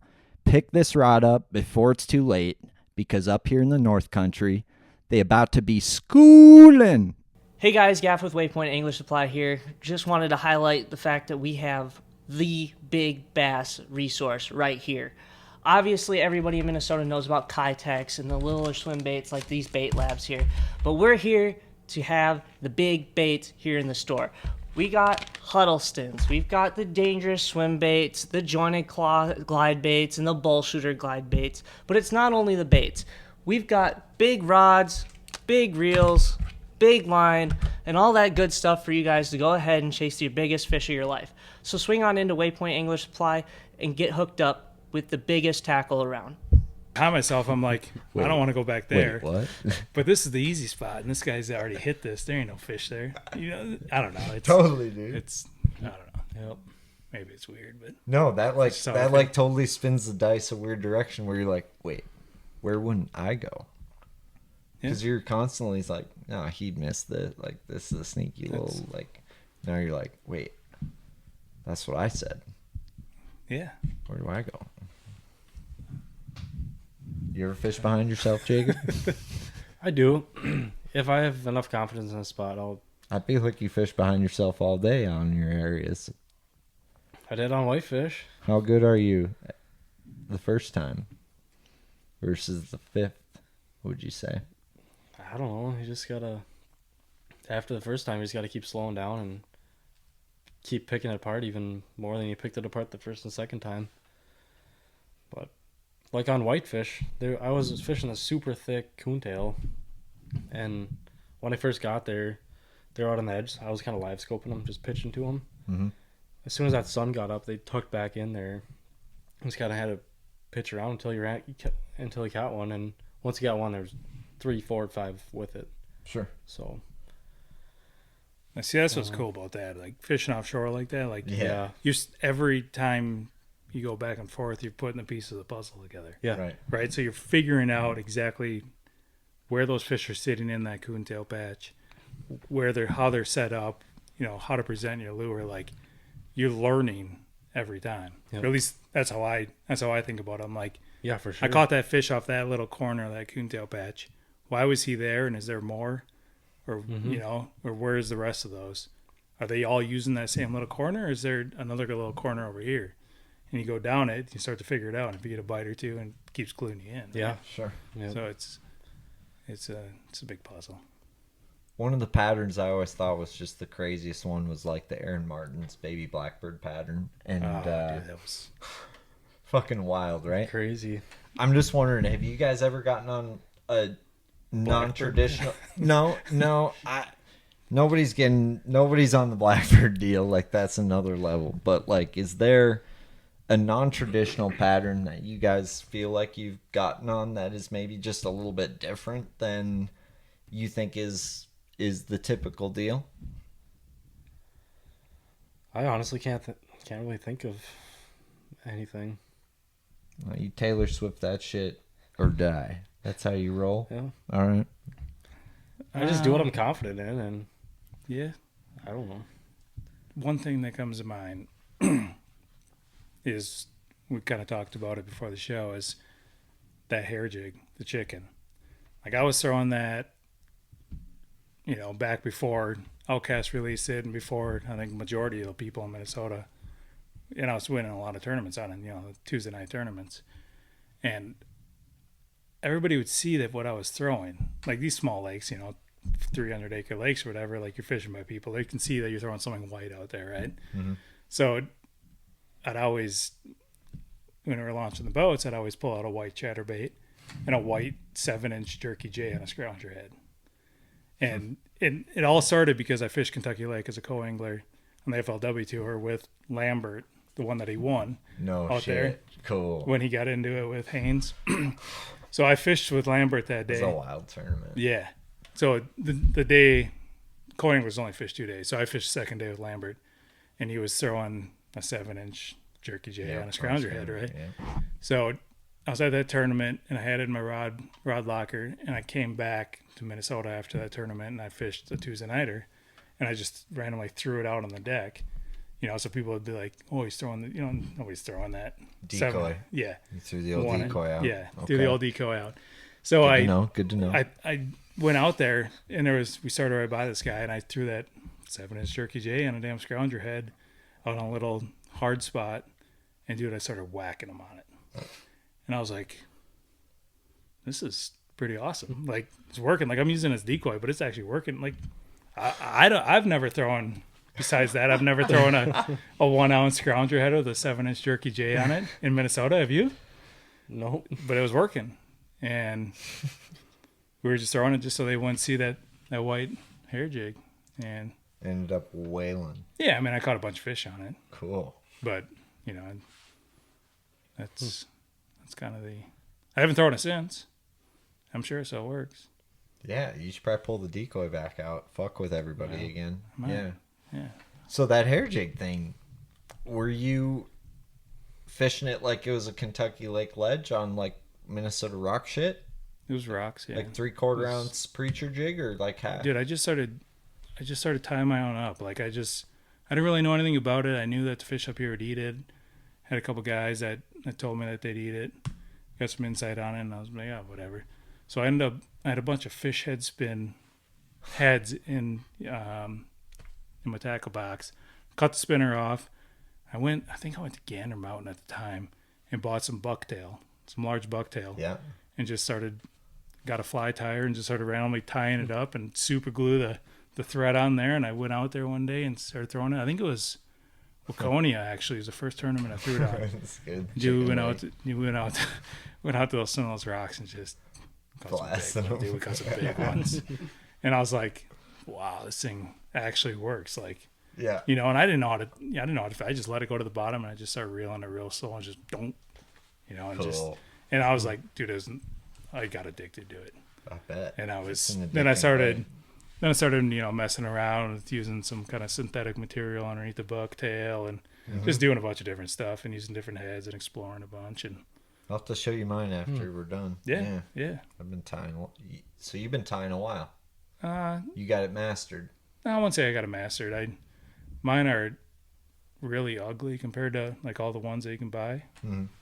But I don't know. I catch fish. I use like actual bucktail, like Same. Yeah. And I just that hair is hollow, so it floats. I think it just there's a lot to that. And I'm a bucktail believer personally. Yeah. I mean that's all I tie them with, and I've tied them with a bunch of different stuff. Went to Thorn Brothers one day and went up to a fly shop and started buying all kinds of different stuff up there and just crazy. Just to make it look cool and make it look more bluegill or perch like and just different stuff. And dude, it's just the regular bucktail is, I don't know. It's not even, and it's hard to find like even the large bucktails. Like it's hard to find You need the longer. You need the longer stuff. I'll buy 4 bucktails and usually only one will be good. Yep. So that's what sucks or about it. Or you get like a couple clips off each one. Right. That's why I don't sell them, because it's like, yeah, dude, they're hard to make. I mean, to get the ones I like, right, 4 bucktails and it's expensive. It is, but they're spending money. You ever tie like marabou or anything? Never have. That's something I need to get better at, is fishing that chicken. You ever mess with it? Not a whole lot. I just need to go out 1 or 2 days and just fish the chicken and just learn it. Maybe not. Catches big ones. I don't know. I fish it and I didn't win no Gilmore check yet. Yeah. It's when I first started fishing it was like I thought I had it really dialed, and then there was a certain time of year where it really, really did good for me. Sure. And it was like end of August when those weeds started to die off, the water started to get some color, those fish started to move out of the weeds onto the rocks, onto the harder cover, and that was one of the best. But I mean, people are catching them. And I guess maybe it was just a lack of throwing it any other time of the year. But I mean, guys are catching them nonstop on it. Mm-hmm. It don't matter what time of year. I mean, ripping it through the weeds, and there's so many ways to fish it.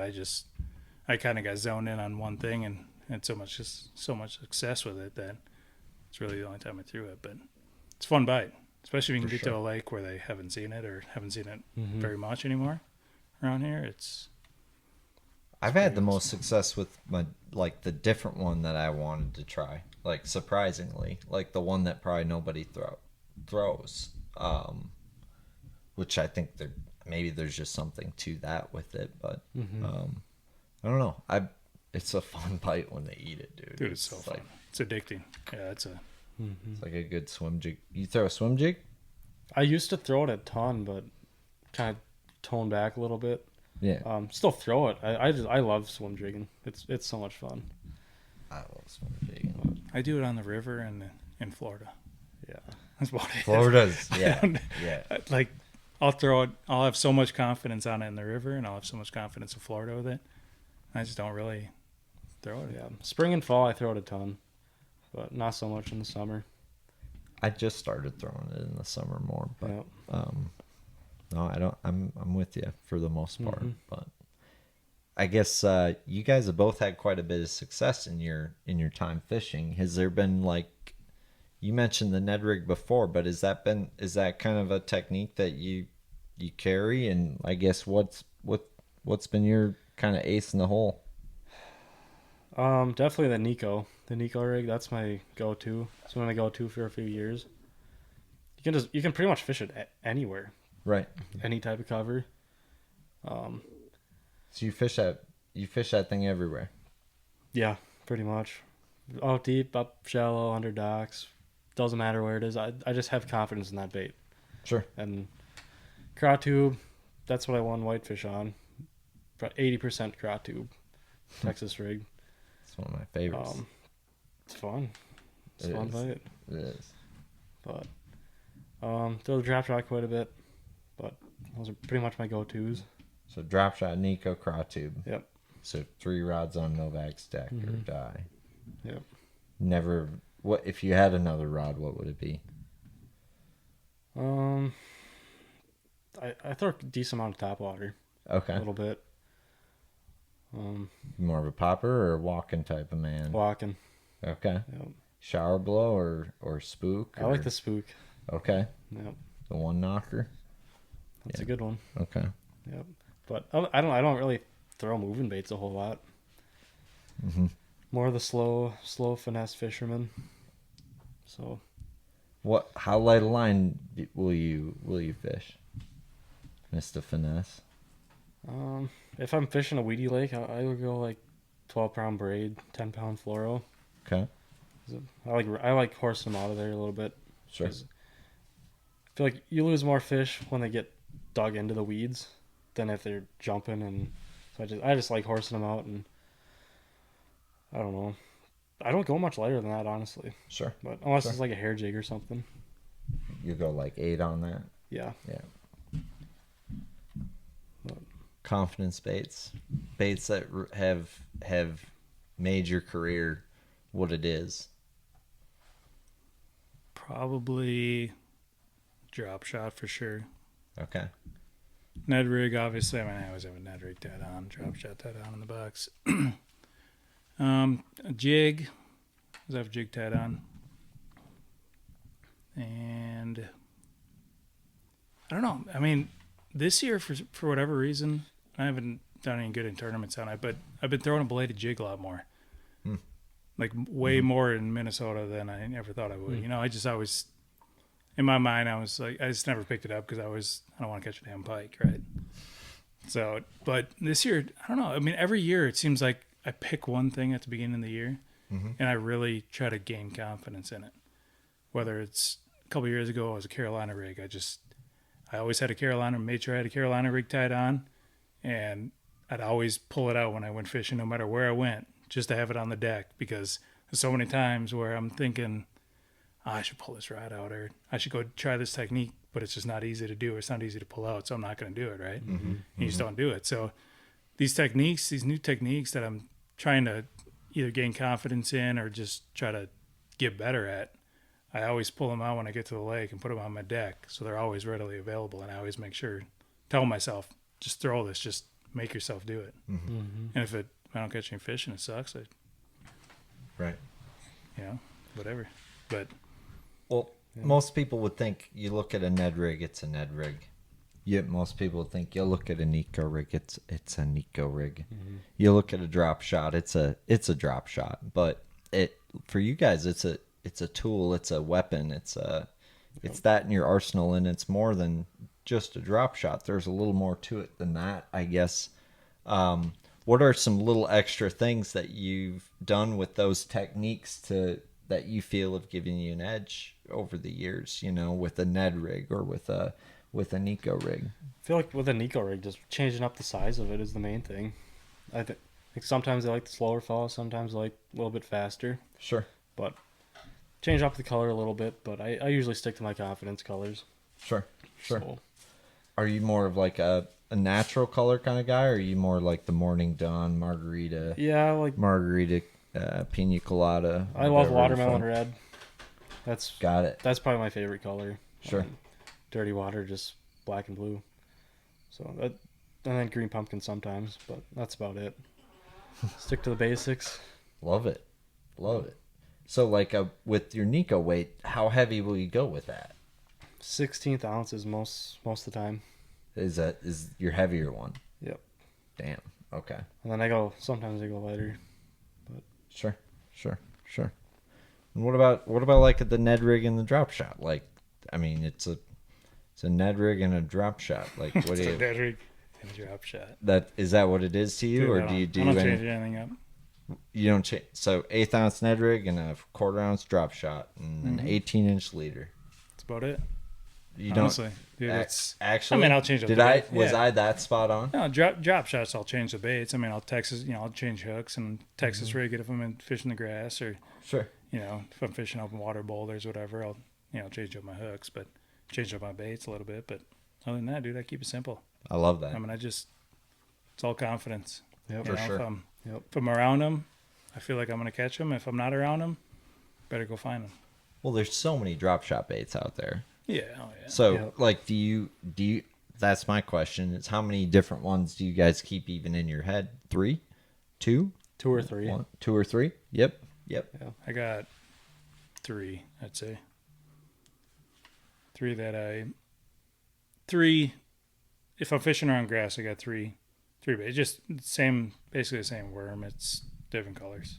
Yep. Sure. And then obviously water clarity, but smallmouth, dude, like Leech Lake, I literally, like, on my rub rail, I would have baits all the way down my rub rail, or not rub rail, the inside of the gunnel, and I would just keep switching them up because I didn't, like, I could see the fish, dude. I knew they were smallmouth, and then I would try 5 different baits, and then all of a sudden I'd catch a 4-pounder, and I'm like, no way, and I throw back in there, and they wouldn't eat that thing, so I keep changing them up, and then all of a sudden I'd get another bite, and I'm like, so Yeah, I don't know, dude. dude. Smallmouth is like, Don't mess with you, man. no, I know, dude. Like, I have so many, probably way too many. I don't know if it matters that much. It's just, again, probably in my head. But I mean, I just feel like you gotta, if they're there and they're willing to eat your bait, you have to give them something they want, right? Yeah. Mm-hmm. So. And you don't know what it's going to be yet. No, dude. That's what. And they're so yeah. Like, yeah, if I'm Texas rigging a worm on a drop shot, I got 3 that if they're not eating that, I'm out of there. But if I'm fishing for a smallmouth on a drop shot, dude, I got, I don't know how many, a lot. Like, what's more difficult to catch, Joel Willert? A woman at the bar or a Leech Lake smallmouth? Oof. Dude, they're both tough for me. Dude, same. I mean, Dude, same. Novak? Yeah, I'd say Leech Lake smallmouth. Yeah, guaranteed. Yeah, he's got 15 of them on his tail. Still following him. Yeah, do you still have... No brainer. You got the picture still? Yeah, you want me to pull Yeah, it up? I want to see that. Yeah. Dude. Said there was like one hot one.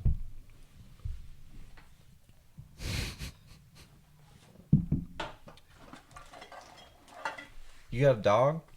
From what you were telling me? My girlfriend's got a dog. She's got a dog. Which means you have a dog. Yeah, he's my dude. Good dog? Oh, dude, he's the best. Nice. That was 2 nights later. I saw him again. That was the 3. Those are the banquet ladies from the The banquet. partiers. Yep. Yeah. It's awesome. And then... Oh, here's the ladies with the check. Oh yeah, dude. Pretty rough crowd. Yeah. You could say that. Dang. But this is funny. There you go. Can I see that? Can you zoom in on that enough? I'd have thought you were in Ortonville on that picture. Dude, Ortonville, I literally left a boat Those were ramp. Ortonville 10s. I never even went in. Dude, I went to the gas station once when I was there and then went to Fargo get batteries. I never went anywhere else. I went to my camper, fell asleep, and once the tournament got over, dude, I went right to my camper. I was like, I'm going to go grab a big steak or something. Yeah. I went in there and had a cocktail and was just so tired I just crashed. Yeah. Woke up and drove home the next day. So you got a camper then? That's cool. Dude, yeah, when I won, so when I was fishing the FLW Tour in 18 as a co-angler. I won back-to-back events. The first event I won. I went and bought a brand new truck. I was staying in East Tennessee at my buddy Brad Knight's house for that whole year. And, well, following you too. But I was staying at his house and went and bought my truck. And I was fishing the Opens as a boater, but fishing the FLW Tour as a co-angler. So I had my boat everywhere I went. Yep, got it. So I was traveling to this tournament, and then I was going to the Open as a boater, so I had to have my boat. So as soon as I won that tournament, I went and bought a boat. Next week, went down to Smith Lake, won that tournament, and then went and bought a camper because I was living in the back of my truck at the time. Yeah. So I was like, and both of the guys that I was traveling with, both had truck bed campers, Lance truck bed campers. Sure. And dude, I'd wake up in the middle of the night and I'm like, yeah, I gotta take a piss. Well, I was thinking if I just had a camper, I'd just go to the bathroom in there and take a piss, right? Instead of having to go outside and try to hide behind a tree and hopefully nobody's looking at me. So I mean, it's dark. You can probably just piss. Yeah. But if you're near a park, like there's some. Yeah.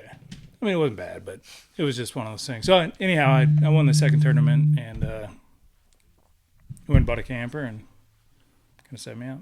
That's what's up. So I feel like I won a boat, a truck, and a camper, and I kind of got my career going. Is it a truck camper? Truck camper, yeah. It's a Lance truck bed camper. It's got a slide out. Man, it's so sweet. I absolutely love it. I mean, I got queen size bed in there, TV. I got a full kitchen, microwave, refrigerator, freezer, shower, bathroom, everything. It fits in the back of my truck. So it's pretty sweet. Damn. Sweet. It's comfortable, setup. man. It's Yeah. like if I kept telling myself before I had that, like if I have to go do this and stay in hotels, like nothing against hotels or anything, but that's just not me. Like I can't pull up to a hotel, fight people over trying to plug in for power, especially in a big tournament, everybody's staying there. And then I'm never get a good night's sleep because I'm always worried about looking out the window at my boat, make sure nobody's stealing my stuff. Right. So at a campground, everybody's kind of looking out for everybody's stuff. I pull my camper into my site, plug in, I pull my boat right next to it. My boat's right there. I don't even have to lock my boat. Plug it in. I always have my own power, and it's always right next to my camper. You know, it's just sense of security and just eases the mind. For sure. I can focus on everything else except worrying about, am I going to be able to get back into this hotel parking lot, find a place to park? Am I going to be able to have power and plug in? Is the breaker going to trip? Am I not going to have battery power? You know, and there's just so many things. So just eases the mind a little bit. For sure. You ever sleep in your truck? Never have. I don't know. Do you? Do you sleep in your truck? Not as much anymore, but Dan and I, that's what we used to do. Yep. We'd bum power from random hotels. Oh, yeah. Like street lights, anywhere we could find a plug in. So did you put We'd like a sleep. bed in your bed in the back, or you just sleep in the sleep in the back. We had toppers, and then Yep. put a mattress back there, and Yep. Dan built me like this little platform, so I have a twin mattress back there, and then it kind of is open on this side, so I can kind of put my feet down because I got long legs. So what sucks is like with a queen mattress, you just throw a queen mattress in a topper. It's like you don't get to like put your legs anywhere till you get out of there. Yeah, so you have no room for anything. right. Yeah. When So I lived put a back little there, nightstand in there. oh dude, that's how. But I built a custom bed that came off, and then I made it just tall enough so those like black milk crates that have holes in it. Oh, yeah, I yeah. could put all my stuff in there, and it would slide perfect underneath my bed. So I had all my storage, and then my bed was halfway in the bed I slept on was took up half of the bed of my truck. Yeah. So I'd have carpet down there, and I'd have my coffee maker in there. I'd have those little plastic pull-out drawers, which would be my nightstand, and my put my clothes in there. Dude, I was dialed. Like it was comfortable. I had a little heater in there and a little power strip. I could plug everything in. Little touch lights in there. I was like, damn. I mean, it was pretty dialed. The only thing I didn't have was air conditioning, which my buddy that I was traveling with, or Scott Pellegrin, was living in his truck too at the time, and he had a air conditioning. He had it vented out. Like he cut a hole in the floor of his truck, in the back of his truck, and had air conditioning vented. Dude, that thing would get down to 60 degrees, and he would just, it was sweet. I mean, you can deck it out. I mean, you can do whatever you want to those, but That's crazy. I mean, life was easy, but the thing about that is like you have to pack everything up before you know. It's a lot of like It's a lot of that stuff. Yeah. We're having the camper. I just wake up in the morning, make my coffee, and have everything just. So there's not a lot of setup or anything with it. Really. No, not really. I mean, you got to set your truck up to have one. I mean, I got airbags on my truck and tie downs, all that kind of stuff. But yeah, once I get to the campground, dude, it's like my little house. That's sick. Yeah, it's sweet. I remember before we had toppers, Dane would get us. He got us a tent, and we would tent it for tournaments. We've done that before. We tented it at Sturgeon Bay and Rainy River. It's all fine until it storms. Stormed both events. Yeah, it's awful. It was so cold at Sturgeon Bay. I remember Dane put the propane heater in our tent. It's probably like the biggest fire hazard you could ever ask for. Like literally awful. But we slept in the. Have you guys ever been to Sawyer Harbor? Like that boat ramp in Sawyer Harbor? No. Yeah, okay. Yeah, like that state park deal there. Yeah, we slept in that, and which is very rooty. A lot of tree roots. Yes, so real comfortable to sleep on. Wonderful, wonderful place to sleep in a tent. But tents are. I've never been comfortable in a tent. No. I'm either too hot or too cold. Or I wake up in the morning, it's muggy, and I just feel like need to go take a shower. Like it'll get you by for a few days, but it's never comfortable. No, or your stuff's wet or damp, or we tented on Bay de Noc one time for the NABCs. That same year, and that was epic. Actually, my ex-girlfriend let me borrow, I think, a really big tent, and we were there for like 4 days. So I just set up like, if you're wet, you just put the wet stuff over on this side of the giant tent, so it wasn't like this big awful thing. But if you got room, that UP area is sick. If you guys ever get a chance to fish the UP, I feel like that is probably like the gold mine of the nation for bass fishing. Really? Yeah, dude. Bay de Noc was stupid fun. I feel like them inland lakes got to be just as good. I've been talking about going up. Like, I'm from Wisconsin, like the western part. Like I've never really fished that side of the state. Dude, I've talked about it, and I know lakes that people have caught 30-pound bags Some over Cisco there. lakes? Yeah, dude. I'm sure you know the same ones, but they. Well, I don't know them like Cody Hunter, like my buddy Hayden Anderson knows them. Yep. They know them real well. I just know them. I know of them. I know the names of them. I don't know them from them. Right. But I've talked about going to do that. And Bay de Noc, dude. Bay de Noc is the water. We're not that drunk.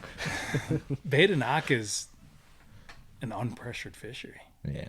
Right? Yeah. It's like Sturgeon Bay unpressured. And yeah. Maybe not 8-pounders, but they're 7s. I mean, yeah. I need to go there. I'd recommend it. I've fished the Great Lake, 3 Great Lakes destinations. That's my favorite one by far. Bay de Noc. It's hard. That's up in the UP. Mm-hmm. Yeah. Go up to Escanaba, check out the Youper spot. Yes. It's hard for me anymore to go somewhere and just fun fish without having a tournament there, knowing that knowing that I'm like anymore. Like even when I'm fun fishing, like I went to East Rush the other day. I would never go to East West Rush unless the championship is going to be there, right? There's a championship there. Class. Yeah, it's there. So you went there just for fun? No, I went there because I know the championship's there. Like, and never really took a cast. I just idled around the whole time. Yeah. I've never been there, but like anymore, like it's hard for me to want to go fun fish when I know that I have tournaments on these lakes that I should be spending my time on. Totally. And that's why I don't go fun fishing much. I don't either. Because of the guilt of not. But what's cool is that my fishing season is done at the end of the month. Like I have end of August. That is kind of nice. We don't have done, dude. I have all September and October. Come October, I have places to take you. All right. Yeah. And you. Talk to me. If you're not in the woods. I'll have time. No, yeah, we should definitely go fishing. You know where I live now. Yep. Both of you. Yeah. Sweet. Well, I feel like this was epic. So thanks for coming out, boys. Thanks for having us. We'll call that a wrap. Maybe have a few extracurriculars, but thanks for checking in, guys. Checking in, checking out.